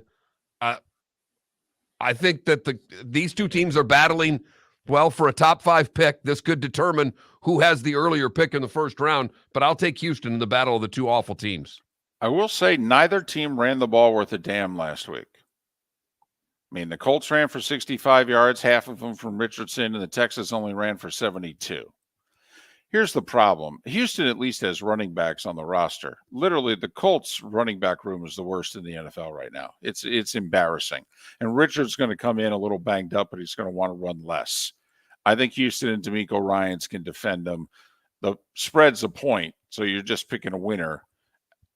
How many road games are the Colts going to win this year? Seriously? Do we think they're even going to win one? I'll take Houston. Can the Detroit Lions start off 2-0? They play Seattle. Seattle is a little banged up on the offensive line already. They looked awful in their game against the Rams, but the Rams have done well traditionally against Seattle. How do the Lions do against the Seahawks in their home opener?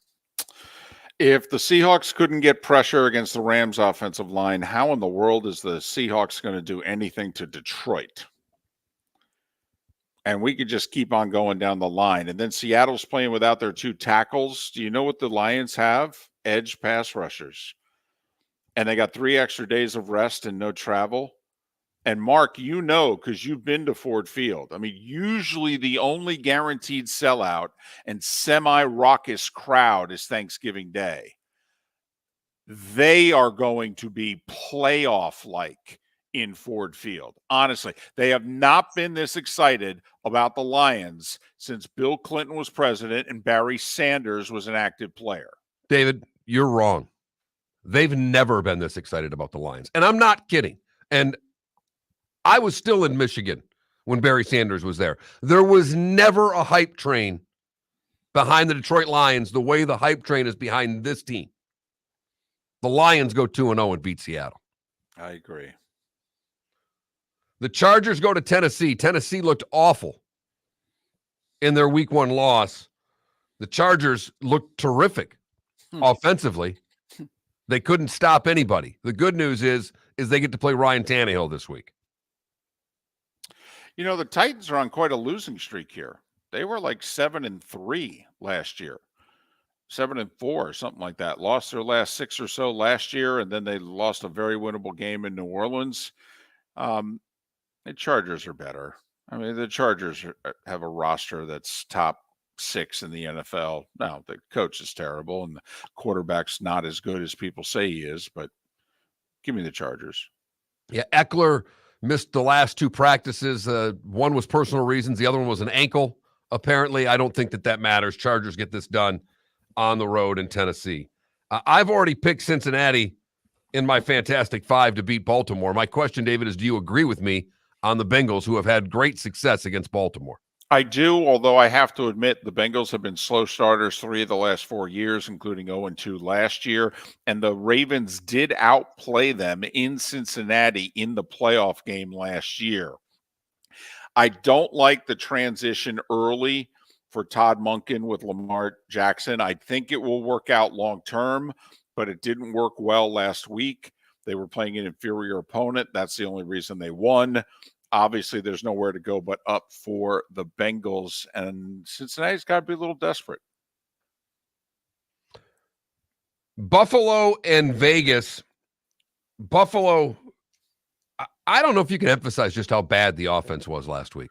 And I know the Jets have a top level, top 3, top 2, maybe the top defense in the league. But some of those turnovers, the Jets didn't have a whole lot to do with. Josh Allen just said, here. That's not going to happen this week. I think the Bills, you've kind of convinced me. I may even take the Bills in my Survivor League, is how convinced I am they win this football game. I will say there is a path for the Raiders here. The Jets ran the ball on Buffalo, even with Zach Wilson at quarterback, with not nearly the threat of the passing game with Aaron Rodgers. They ran the ball pretty damn effectively. Well, the Raiders have Josh Jacobs. They can run the ball pretty damn effectively. Not only that, Garrett Wilson was able to make big game-changing plays against the Bills' best cover guy. Well, the Raiders have who? Yeah, a better wide receiver. Thank you very much. All right. The Raiders have a path to this game. I'm taking Buffalo. I think it might be closer than we think. We'll run up against, got to go kind of quickly here. San Francisco and the Rams. I think we both have San Francisco in that game. Yeah, on the road. Your Giants are going to beat Arizona because Arizona's terrible. I'll tell you what, though, the Arizona head coach was the Eagles defensive coordinator. He knows the Giants offense really well, just like he knew Washington's offense last week. I actually think this game's closer than people think. Dallas is going to beat the Jets. Washington and Denver. Who do you like in that one, David? It's a season for the Broncos. They can't start off 0-2, and they can't start off 0-2 both games at home. I'm with you at the home game. I'm going to take New Orleans to beat Carolina. I know you like New Orleans as well in that game. Carolina's offensive line's a mess. And then I think Pittsburgh will beat Cleveland on Monday night. Cleveland hasn't started 2-0 in 30 years. Steelers haven't lost a Monday Night Football game in 32 years. So there are our NFL picks. Enjoy the games this weekend. The bonus hour is next in the 239 right here. Miller and Moulton. Where else but the Florida Sports Network? Located on the East Trail, locally owned Naples Tiki Bar and Grill is an outdoor eatery next to the Hitching Post Shopping Center. Island-inspired food with a true tiki theme. The best place in Naples to enjoy the beautiful weather in Southwest Florida. The Naples Tiki Bar and Grill offers a great menu for dine-in or takeout. Enjoy our famous pulled pork, huge burgers, and tiki bar cocktails. Don't miss happy hour every day from 3 to 6 and live music 7 days a week. See you soon at the Naples Tiki Bar and Grill, 11498 Tamiami Trail East. Visit Jason and Todd at the Diamond District. 20 years ago, Jason and I had the idea for a jewelry store like no other, with a vast selection of certified diamonds priced 8 to 12% over cost. A team of individuals who are educated, driven, and believe in cultivating relationships. Today, we have become one of the largest independent jewelry stores in the country. Todd and I love what we do and are in the store nearly every day, along with our GIA gemologists, master jewelers, custom designers, and non-commissioned diamond consultants, all of which we consider family. As direct diamond importers, we travel the world, forging relationships and sourcing diamonds. What we love most about our business is that we can call Southwest Florida our home. If selection, value, and comfort are important to you, give the Diamond District an opportunity. You won't find a better diamond buying experience.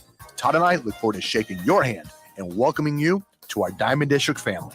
At the Diamond District. The law firm of Michael F. Hornung has successfully represented the citizens of Southwest Florida for over 30 years. As a former prosecutor, the information I know is information you need to know. If you've been arrested for a DUI, a criminal matter, or involved in an auto accident, call the law firm of Michael F. Hornung. I'm a local attorney with local knowledge to assist you through the process. For a free consultation, call 239-437-0095. That's 239-437-0095. Offices in Florida. Ladies and gentlemen, once again. Hi. Excuse me. Hey, the line starts back here. Ma'am, if your party's not here, you're going to have to go around again.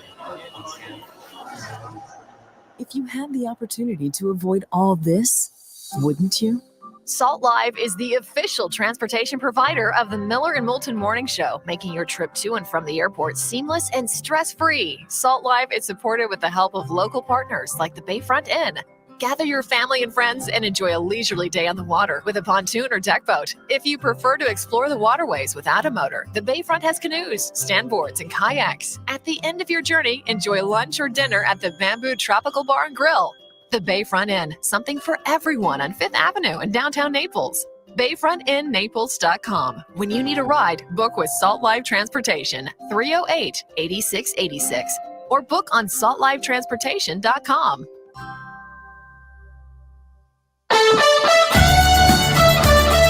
You are listening to Miller and Moulton on the Florida Sports Network.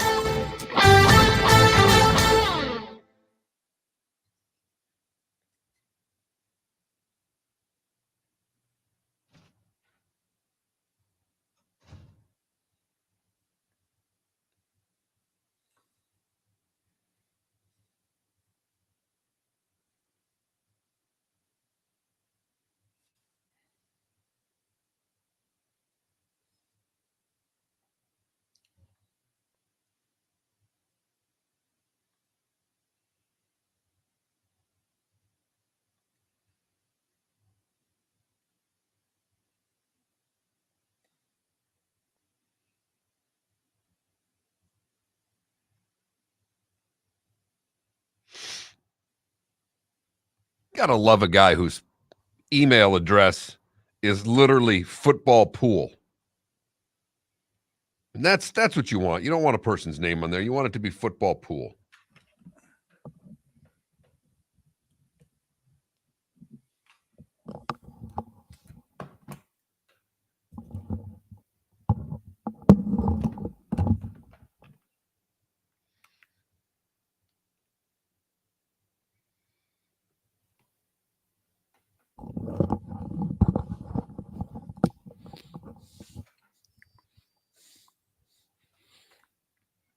Yeah, no, Josh, we talked about that earlier in the week that hell, for the NFC Championship game there a couple years back, it was at best 50-50 for the Rams.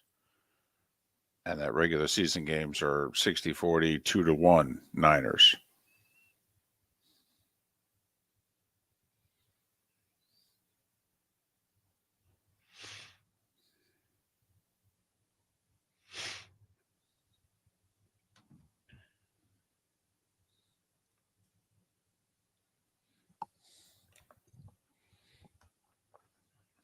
I don't think Pickett's bad, but the line didn't block last week, and Deontay Johnson getting hurt's not helping. I will say, Yinzer, my wife actually gave our tickets for this week to a Browns fan. I don't know if that's, against all Pittsburgh Steeler rules, but friends of ours who are Browns fans, it's like, you want to go to the game? And gave the tickets away. I was bummed because we could have sold them for a lot of money, but what are you going to do?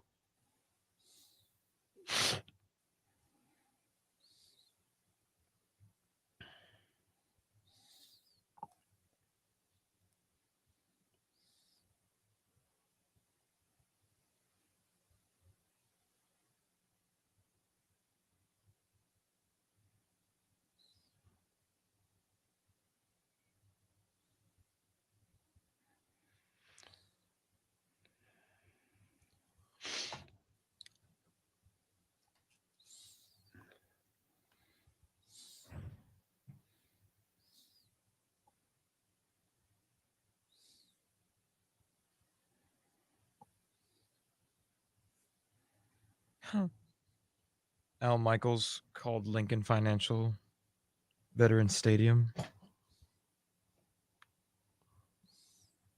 We talked about that on the air, and you commented on it.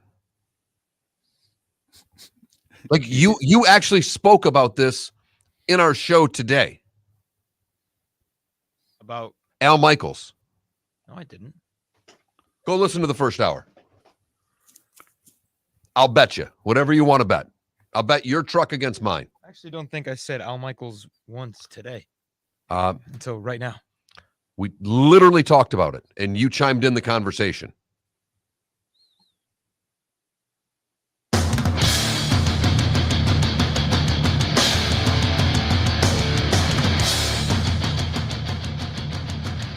You are listening to Miller and Moulton, exclusively on the Florida Sports Network. And now here's Mark Miller and David Moulton.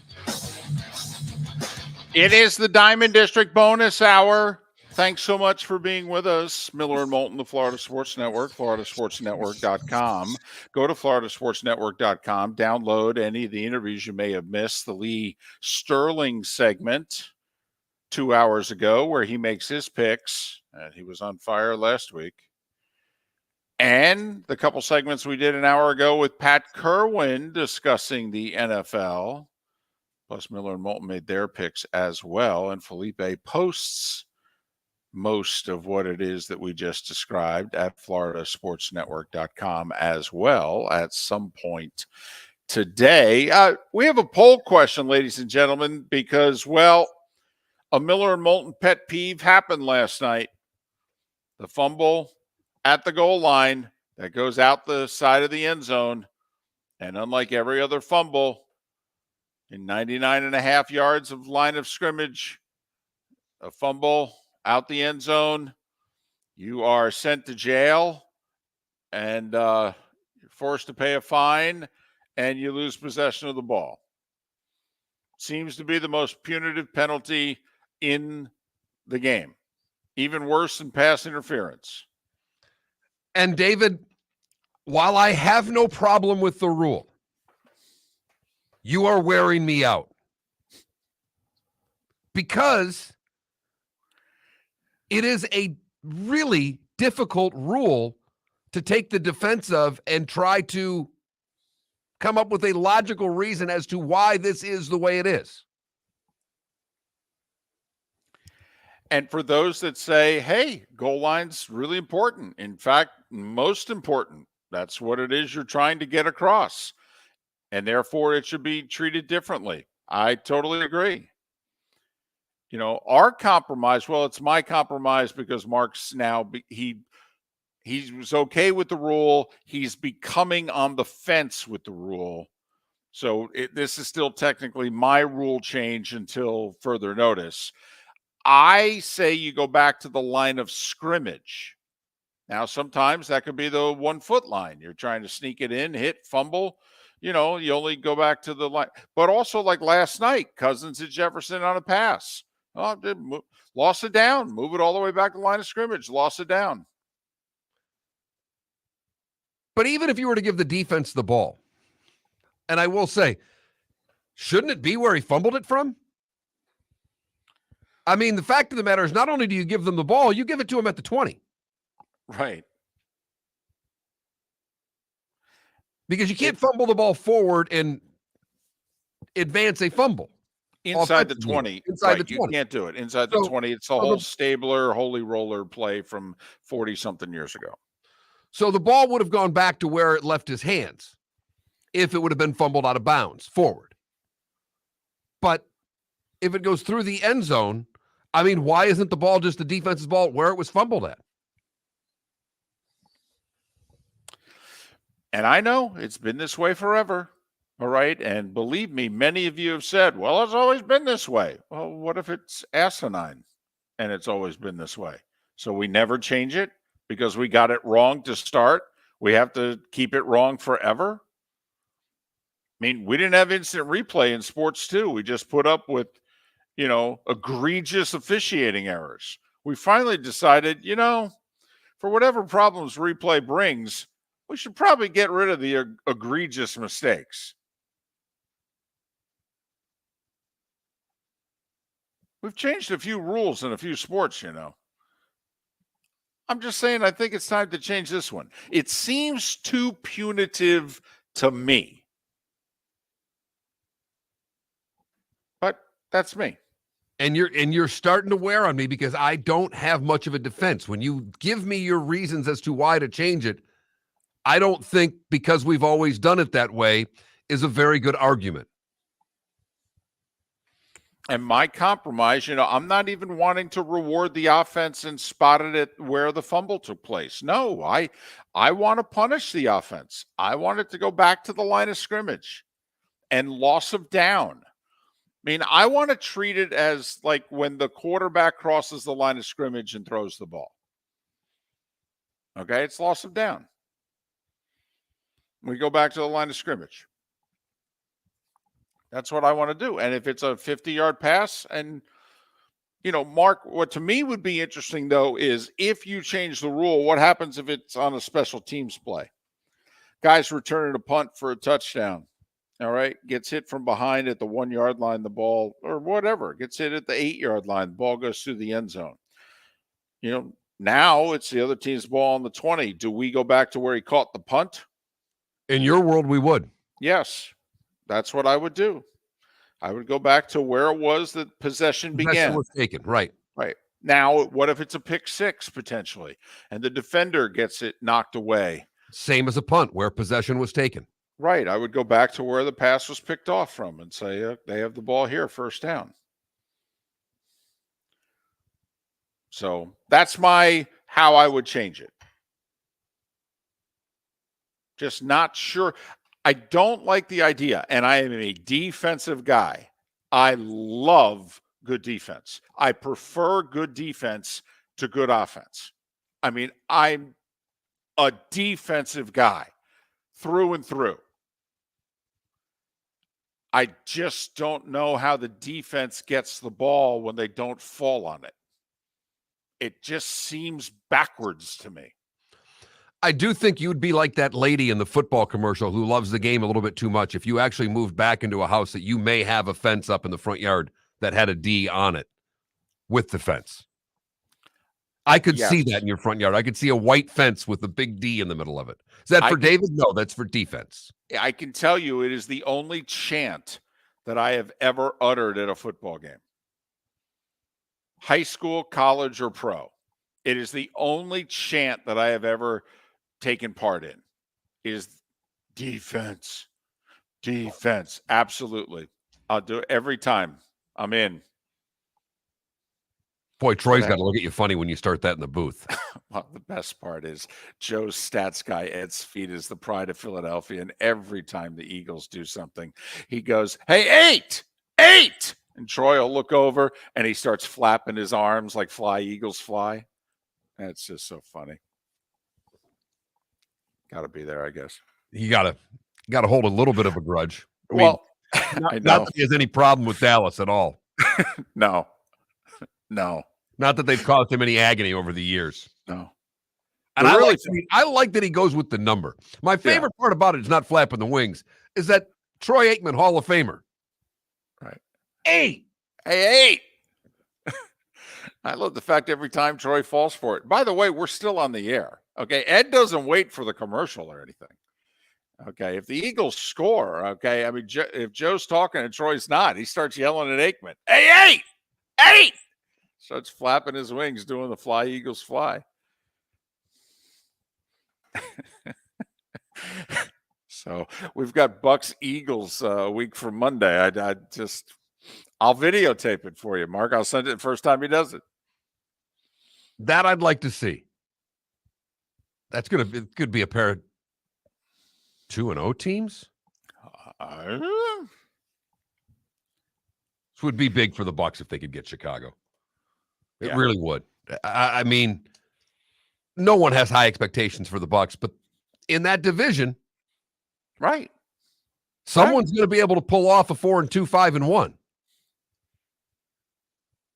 Yeah, and also, I mean, just you want to let's keep this season interesting. I mean, especially if you're a Bucks fan, you've just made the playoffs 3 years in a row. I don't believe they've ever done that before. I don't believe Dungy ever pulled it off. I thought when he made the playoffs in 96 and 97, they then went 500 in 98 before they had the NFC Championship game. No, I think 99, 2000, 2001. I do. I think they made it 4 years in a row. Dungy's last 3 years, and then Gruden's first year, they won the Super Bowl. I think they made it 4 years in a row, but they might have missed the playoffs one of those years, and that's why Tony got fired. But I mean, this is a nice run if you're a Bucks fan. You made the playoffs 3 years in a row. Do you really want to go back to being the Yucks? No, I want this season to be interesting. I know we're in transition, but we're in a terrible division. Why can't we be interesting at least? But transition is not a multi-year process in this league anymore. If it is, you're doing it wrong. Right. Yeah, you could have one bad. transition You're year. not in. You can have a transition year, but multiple transition years means you're bad. I mean, hell, they were not good last year. They were 8-9, but won the division, made the playoffs, hosted a playoff game. I mean, Bucks fans would jump up and down and take that this year. They'd take an 8-9 transition year, especially if it meant a division title.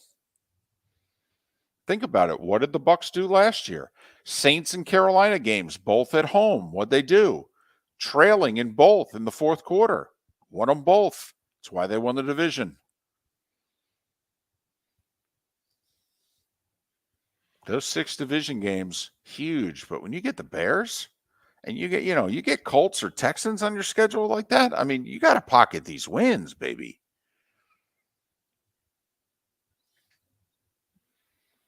And if the Bears lose this game, then they're going to go to Kansas City. They'll be 0-3. Uh-huh. Oh, my goodness. The sky is falling in Chicago. Justin Fields is terrible. Matt Eberflus can't coach. Look at the general manager. We traded away the 32nd pick of the draft for this wide receiver who's a bum. Oh, yeah. Mm-hmm. We traded away. That's why Pat likes Green Bay Atlanta so much. The winner of that game is sitting there now 2-0 going, look what we just pulled off. and they'll both be 2-0 in conference, and they'll have the head-to-head tiebreaker against the other if it comes down to like a 7 seed, which last year it did, which, by the way, the year before it did. Philly beat New Orleans, and that's why the Eagles got the 7 seed at 9-8, and the Saints stayed home. But you alluded to the big game in your backyard and how it's being handled there. This is a monster for the Jags. Well, because if they win it, I mean, they literally then they're going to say this is the changing of the guard. The Chiefs have had their run. They've had their 5-year run. It's over. It's our turn now. And would you blame them? How last year finished, you went to Kansas City, you played them in a 1-score game in which you had a interesting turnover, to say the least, late in the second half. All right. And that's the only game you've lost in the last half of last year and the start of this year. Kansas City with 3 extra days to prepare, by the way, and no excuses. Kelsey, Jones, Mahomes, the desperation, 0-1, the whole deal. They come to your place and you beat them. By the way, think of the teams they've now beaten at their place going back to the second half of last year. They beat Baltimore. They beat Dallas. They beat the Chargers in a playoff game. Now, if they beat the Chiefs, yeah, they'll believe, and with good reason. Visit Jason and Todd at the Diamond District. When choosing something of high value and personal significance, such as a diamond, you want to shop with the best, and the mall is not the place to be. Here are my friends, Jason and Todd, with the Diamond District. Take a stroll in the mall, pop into a few jewelry stores, and you'll soon discover you're in the wrong place. Rings begin to look all alike. You're not finding GIA certified diamonds. You quickly realize you know more than a salesperson helping you, and all the same financing gets pushed on you. Visit Jason and me, and you'll find America's top bridal designers dealing exclusively with the Diamond District. You'll find the largest selection of GIA certified diamonds, all priced 8 to 10% over cost. You'll find educated sales consultants who have many years' experience and are not paid commissions. And you'll find Todd and me in the store nearly every day, wanting to shake your hand and welcome you to our Diamond District family. Visit Jason and Todd at the Diamond District. The waterways of Naples are a beauty to behold, and the Bayfront Inn has multiple ways for guests to enjoy the water and have some fun. Gather your family and friends and enjoy a leisurely day on the water with a pontoon or deck boat. If you prefer to explore the waterways without a motor, the Bayfront has canoes, standboards, and kayaks. At the end of your journey, enjoy lunch or dinner at the Bamboo Tropical Bar and Grill. The Bayfront Inn. Something for everyone. On 5th Avenue in Naples.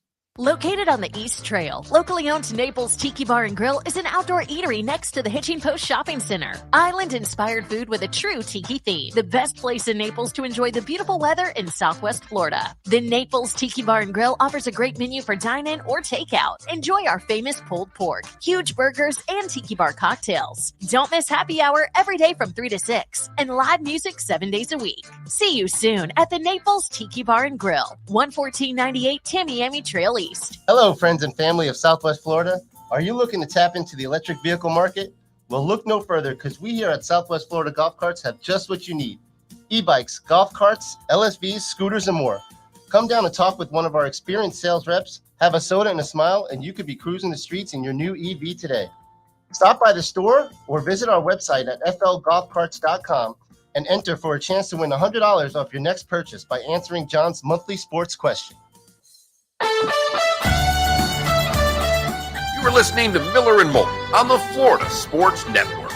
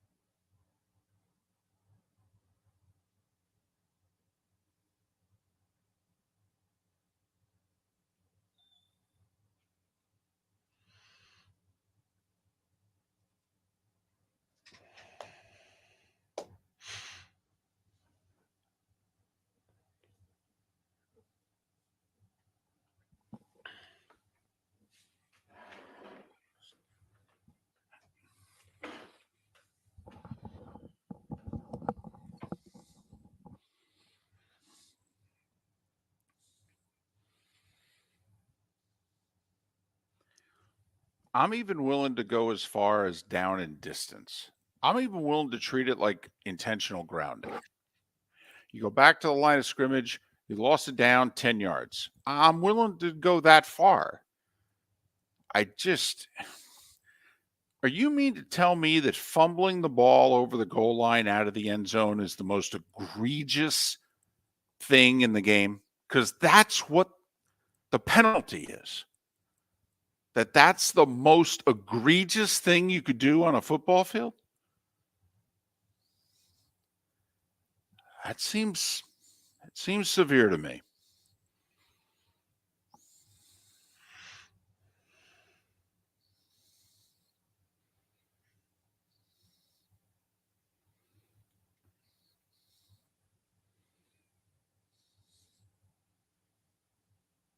If I was commissioner, I'd get before the competition committee, I'd say, okay, you're changing one of two things today.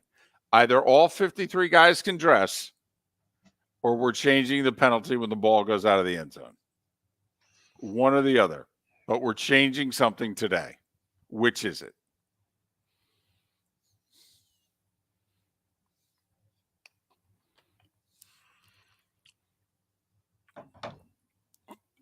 Adam, when has the NFL been about fun?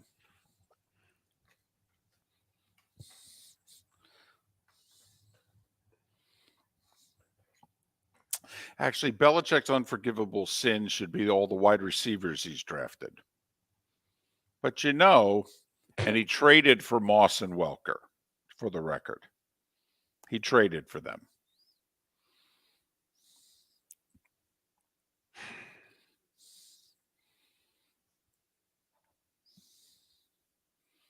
And Edelman was what, a 7th rounder?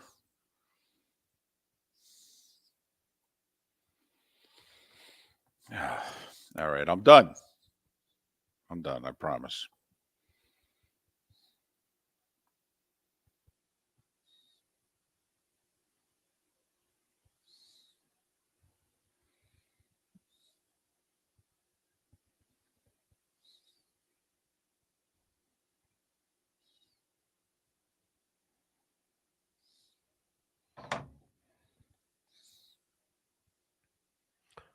During the next break, David, spend a minute and 10 seconds laughing. I sent you a video.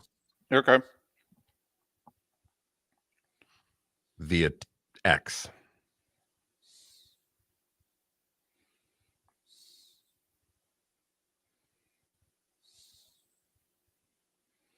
Oh, John Fanta is all excited. The Big East Basketball Conference are releasing their schedule at 11 a.m. He just got back from his honeymoon. Oh, my goodness.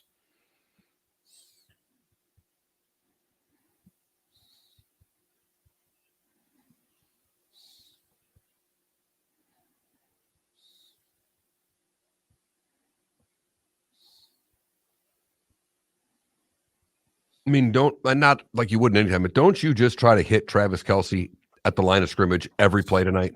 Yeah, totally.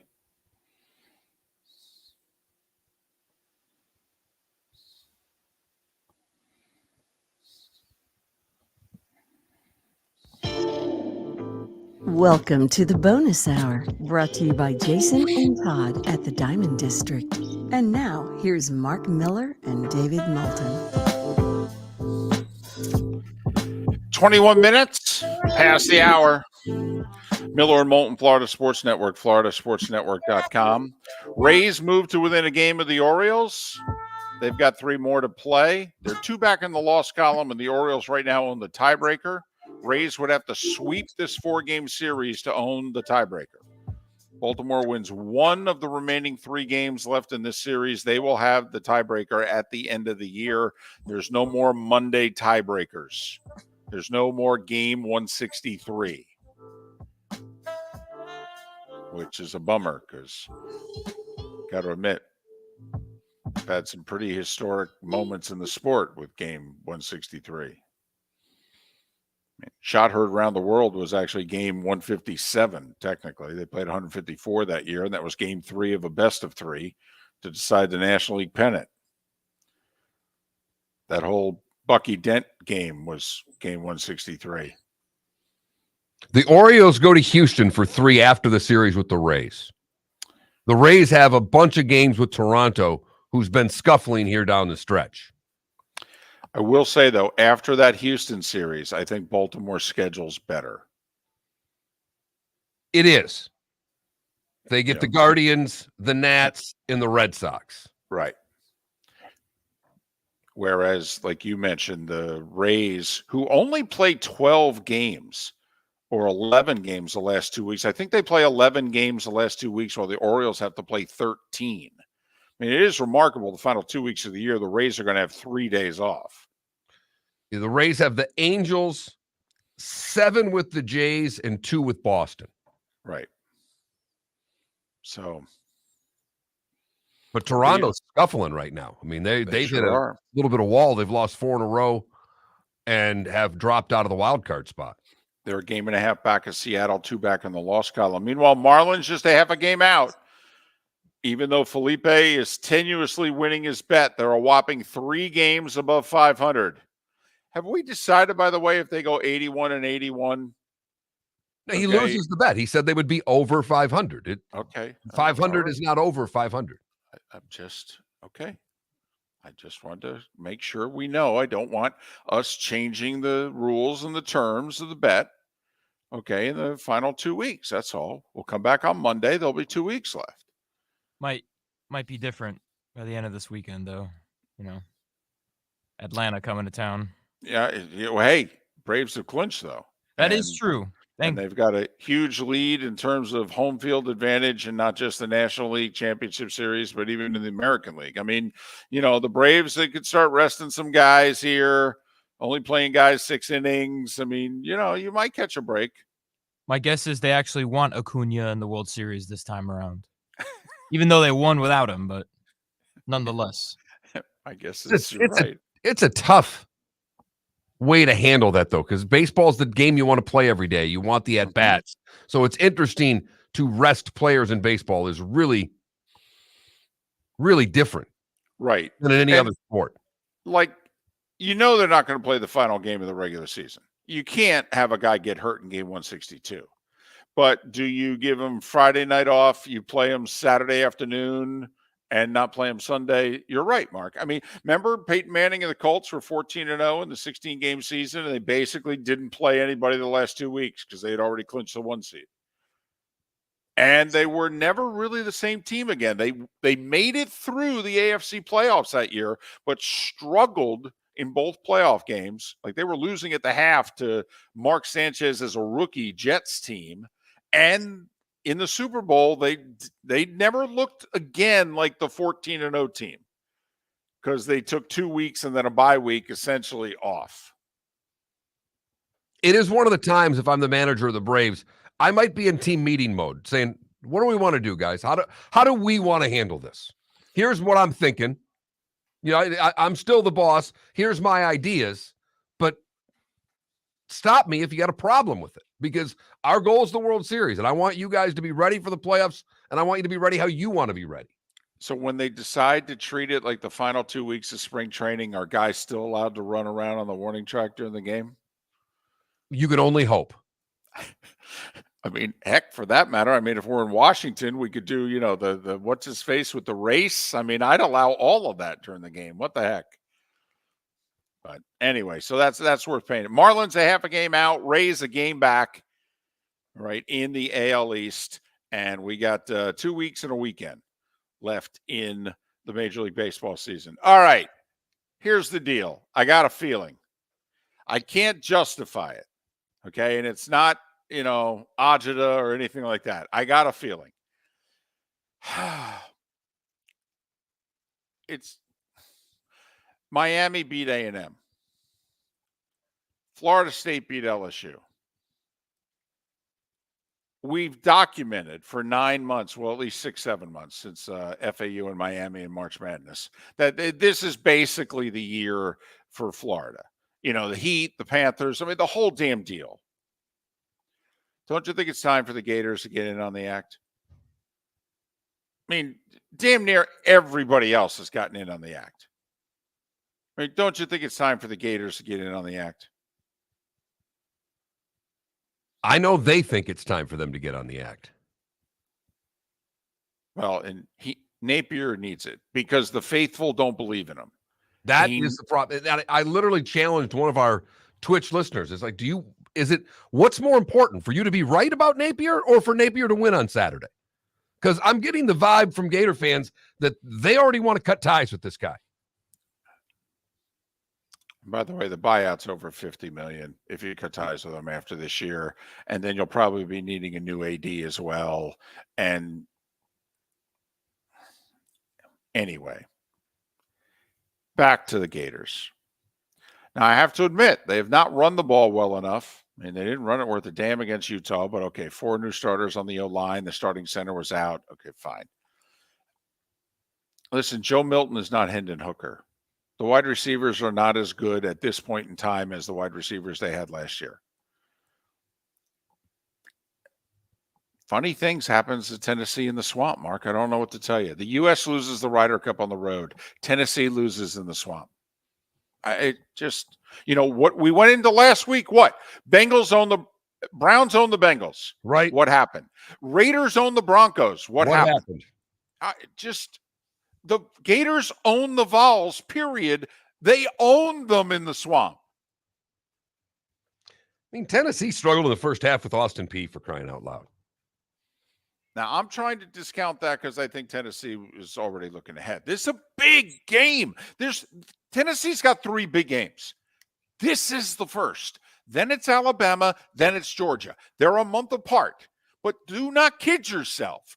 This is one of the 3 biggest games on Tennessee's schedule. Because think about how, the other 2 obviously matter. But if they lose this game, well, then they're in desperation mode. Right.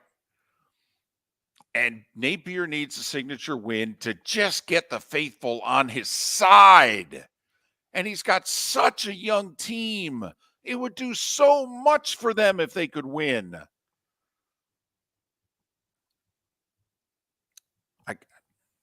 Mark, I've seen it. I've seen it firsthand. Don't they have to get 200 yards rushing to win the game? Well, they need $150. I don't know if they need 200, but they need $150. Tennessee's averaging, by the way, running 3 1/3 plays a minute. So they got to run the ball to just keep the offense on the, do something to Tennessee no one's done to them this year. Keep them off the field. Slow them down. Mark, I just got a feeling. The Gators beat the Vols in the swamp. I got a feeling. Of course, it helps that I'm drinking Gatorade while I have that feeling. Visit Jason and Todd at the Diamond District. 20 years ago, Jason and I had the idea for a jewelry store like no other, with a vast selection of certified diamonds priced 8 to 12% over cost. A team of individuals who are educated, driven, and believe in cultivating relationships. Today, we have become one of the largest independent jewelry stores in the country. Todd and I love what we do and are in the store nearly every day, along with our GIA gemologists, master jewelers, custom designers, and non-commissioned diamond consultants, all of which we consider family. As direct diamond importers, we travel the world, forging relationships and sourcing diamonds. What we love most about our business is that we can call Southwest Florida our home. If selection, value, and comfort are important to you, give the Diamond District an opportunity. You won't find a better diamond buying experience. Todd and I look forward to shaking your hand and welcoming you to our Diamond District family.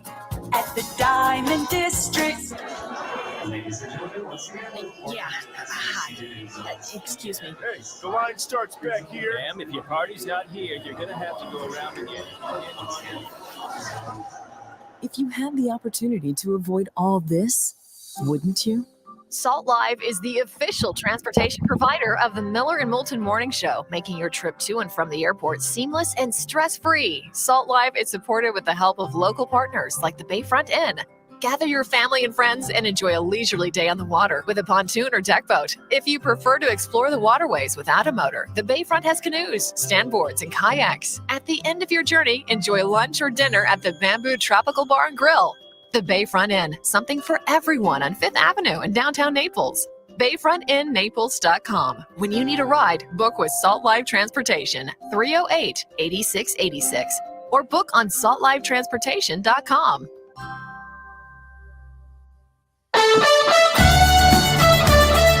You are listening to Miller and Moulton on the Florida Sports Network.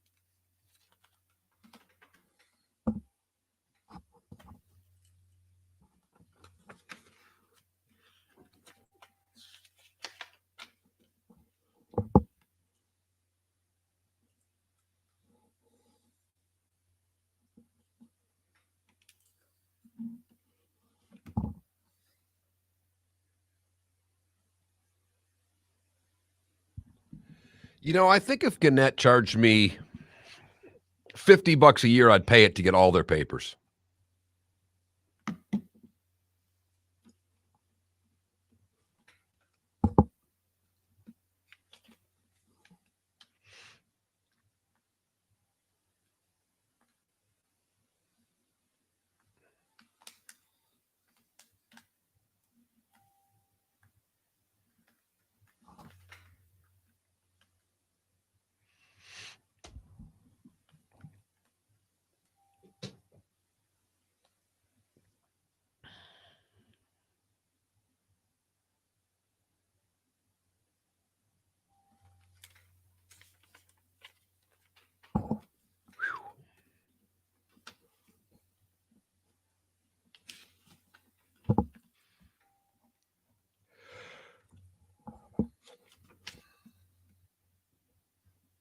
Yeah.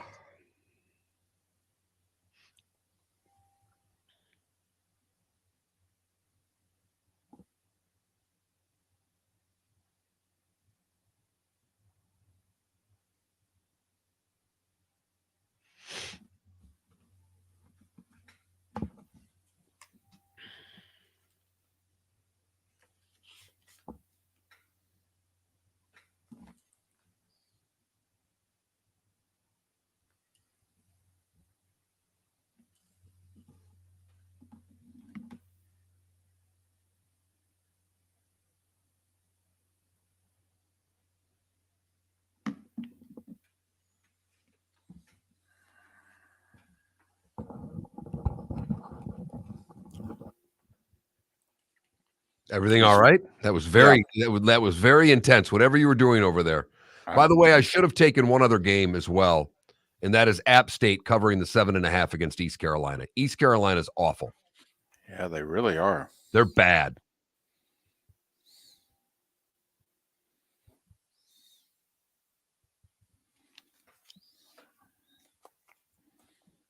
No, just checking a whole bunch of money coming in and out this morning. So just checking it all. We got paid. It's always helpful. Yep.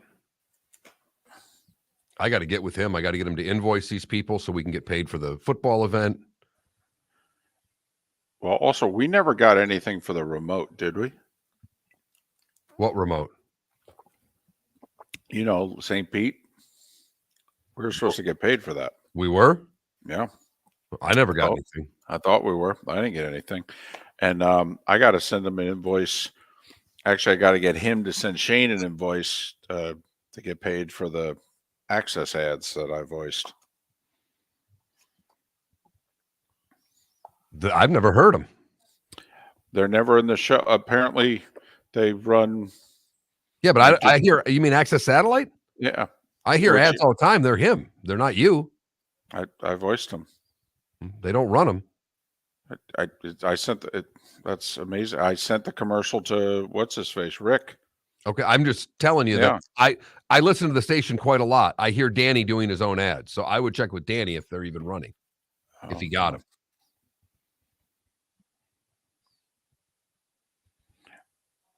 Well, no. I sent them directly to Rick Peterson. So Peterson put them in. You know, Okay, I'm just telling you, when I hear Access satellite ads, which I hear a lot of them, they're always Danny from Access.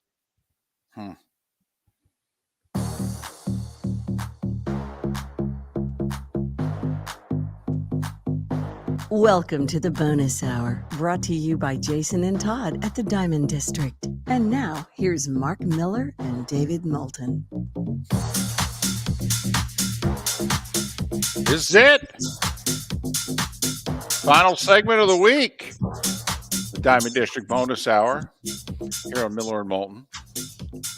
Florida Sports Network, floridasportsnetwork.com. I'll tell you what, morale should be pretty darn high over at the Diamond District. Canes are 3-0. Dolphins with a road win. Oh, the Dolphins win Sunday night. One of the two guys is just going to be giving stuff away. It seems like that's what they do every day at the Diamond District with the best prices around. Visit Jason and Todd at the Diamond District. The best designers, the best deals, and the best staff. They've been doing it for over 20 years, and they've been that way for a reason, because there's no one better than Southwest Florida's Diamond District. Listen, if you can't wait, okay, and you got to get the ring this weekend or what have you, I understand. If you could wait maybe just a day or two longer, though, I'm telling you, if the Dolphins win on Sunday night, all right, there's going to be just euphoria with 50% of the ownership group. And I'm telling you, there's a chance at a deal, is all I'm saying. So if you can't wait, I understand. You got to get it, get your hands on it, go. Otherwise, I'm telling you, you might even be able to get a better deal if you wait after Sunday night. I'm just saying.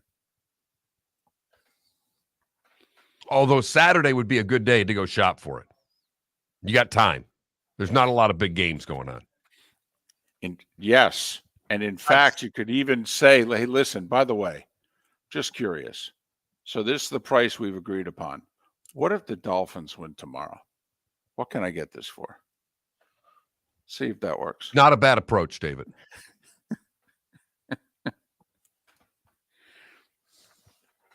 All right, time for today was a day when, so apparently none of the music on anything's working today, so we'll just ham and egg our way through this, David. It's a lot more fun with music underneath, at least for me. Do you want me to start humming something? No, I'm good. Okay. 1912, we start out. Smokey Joe Wood for the Red Sox ties a then Major League Baseball record of 16 straight wins. Who? Smokey Joe Wood. Make it sound like I should know that. Come on, Moulton. It's Smokey Joe Wood. It's Smokey you idiot. Joe Wood. It's all right there. 1916 was the first use of tanks in warfare. Imagine that, by the way. You've never seen one of those suckers. You've been fighting for a year and a half on World War I. You come around the bend, and all of a sudden, one of those suckers is coming at you? You're running. You're running. I don't care how damn brave you are. See that? Fire one shot, it dings off. You're like, what the hell? Although I do think you can outrun those suckers. I mean, they're not very fast to begin with, but back in 1916, they were slow. You're on to something there. 1921, WBZ AM in Boston begins radio transmissions. 1949, The Lone Ranger premieres on ABC TV. By the way, Mark, I believe the first phone call to WBZ in Boston was someone calling complaining about the Ruth trade to the Yankees. No? Yeah. 1953, boxing adopts the 10-point must-scoring system. Hey, see? It already sounds better. 1960, Maurice Richard announces his retirement from hockey. He would finish with 544 goals, which was a record at the time. Today in 1961, at the age of 21, Jack wins the U.S. Amateur. 1963, at Royal Albert Hall in London, the Great Pop Prom. The Beatles are the headliner. The Stones are an opening act. Wow. Thank you. In one of the most famous music venues in the world, too. Right. By the way, that was Jack's second U.S. Amateur. Today in 78, Ali beat Spinks in 15. And retired. Today in 1982, the first issue of the USA Today is published.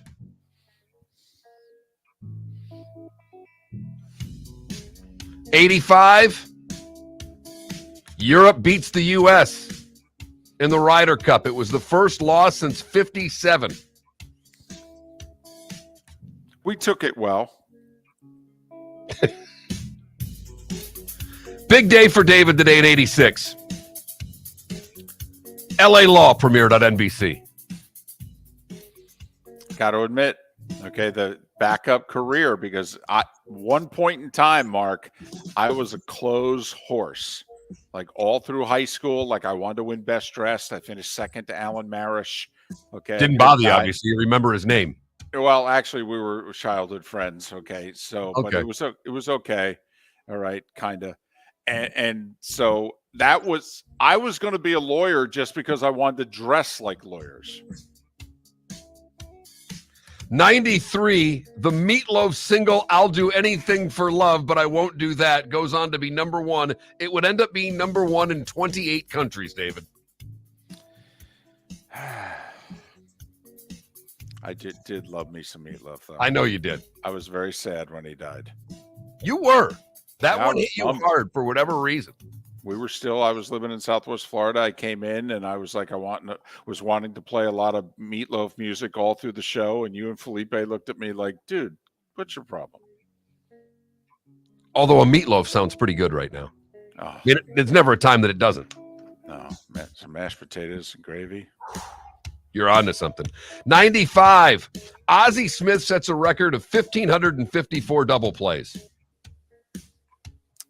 Who the hell kept track?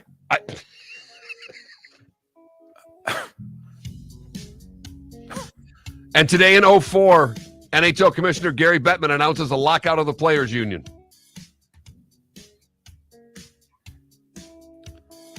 Marco Polo, William Howard Taft, Agatha Christie, Gaylord Perry, all born today. Oliver Stone and Tommy Lee Jones are both 77. Susan Waldman, 75. Pete Carroll, 72. Dan Marino is 62. And Prince Harry's 39, David. By the way, Tommy Lee Jones and Pete Carroll are 5 years difference. If you were to put them side by side, how much older would you think Tommy Lee Jones is than Pete Carroll?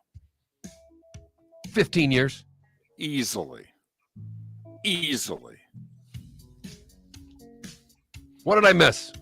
The Birmingham church bombings and the 4 young girls that were killed back in '63.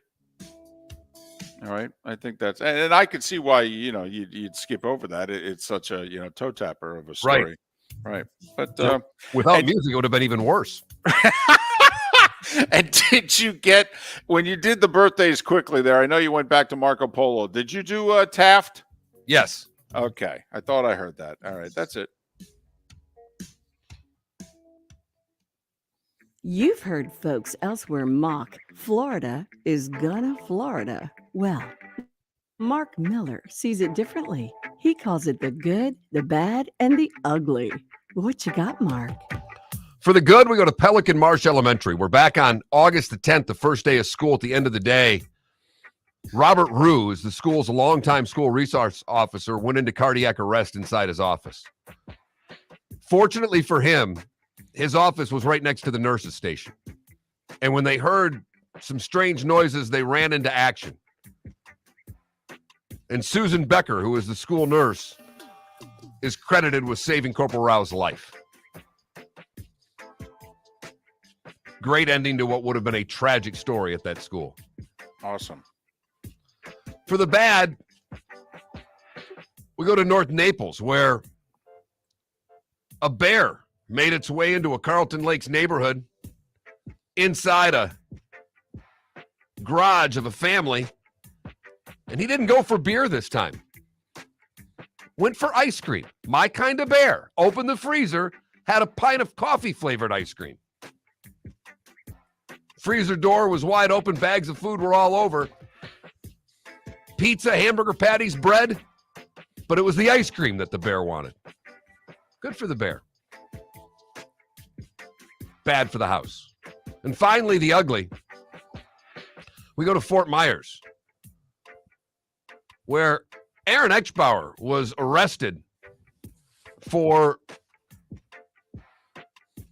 ramming his truck into a pharmacy and then breaking into the pharmacy to get himself $3,000 worth of prescription drugs. He did so while not wearing pants. I'm not sure why he didn't see the need to put pants on, but he rammed his way into the building, causing $10,000 of damage to be done to the side of the building. All of that will have him spend some time in the pokey. And that is the good, the bad, and the pantsless ugly on today, September the 15th, 2023. So many questions there. I mean, so you get behind the wheel without pants on? I mean, and did you really think this was helping the situation? Or why was it necessary? I don't get it. Apple TV tonight. So I think that's exclusive. So I don't think we get the Bally's tonight. If you want to watch Rays Orioles, you got to go to Apple TV. You know, the Rays have the pitching matchup tonight. Zach Eflin looking for his 15th win of the year against Jack Flaherty. Okay, Zach Eflin's ERA is almost a run and a half better. Orioles have lost 3 in a row, 4 out of 5. Rays with a win tonight. They're tied in the standings. Eflin can win the Cy Young tonight. He can go a long way. He's been finishing really strong. He wins tonight. It's his 15th win of the year. I don't know how many more guys in the American League have more wins than that. Garrett Cole's been the quote-unquote best pitcher in the league. Well, he's pitching for a last-place team, and he's got 12 wins. Just saying, big game tonight. Apple TV, Rays, and Orioles. Marlins are hosting the Braves. Braves have virtually nothing to play for. I mean, Johnny Cueto, though, pitching for the Marlins tonight. It's a toughie against that lineup. They could score 37 runs tonight. That could be BP, David. Yeah. Johnny needs to, I don't know, fool him twice through the lineup and get him out of there. Gee, boy. Against Bryce Elder, too, who's pretty good. Braves are minus 180. Tough one for Felipe's Marlins tonight. Got to find a way to take 2 out of 3 against the Braves at home, and that's a big ask. It really is. But they get some, they've got the Mets twice and the Pirates after that. It's still doable, but boy, 2 or 3 would go a long way for the Marlins. Pirates just swept the 4-game series for the Nats. Also, it would be fair play because the Marlins have twice knocked the Mets out of the playoffs. All right. The Mets owe the Marlins. Don't know if anybody in that locker room realizes it, but trust me. Or if any of them care. Right. But trust me, Marlins fans know and Mets fans know. College football tonight. Virginia, Maryland, 7 o'clock FS1. Maryland's a 14.5-point favorite. Virginia's terrible. Yeah, and got a losing streak that goes back to midseason last year. Army and UTSA on the 4-letter network at 7 o'clock. Texas San Antonio, an 8.5-point favorite. It's a lot of points to give Army. Keep games close. Shorten games. Air Force at home, a 9-point favorite over Utah State, 8 o'clock on CBS Sports Network. Of all those games, I like Maryland laying the points against Virginia the most. I agree with you. Especially since Maryland was bad last week early against Charlotte. So, and speaking of which, boy, NBC's Big Ten ratings are terrible. What the games have sucked. Honestly, the games have absolutely sucked. And their schedule this year, considering the fact that CBS is only doing like 5 games, you would think NBC's schedule of Big Ten games would be much better than it is, and it's not.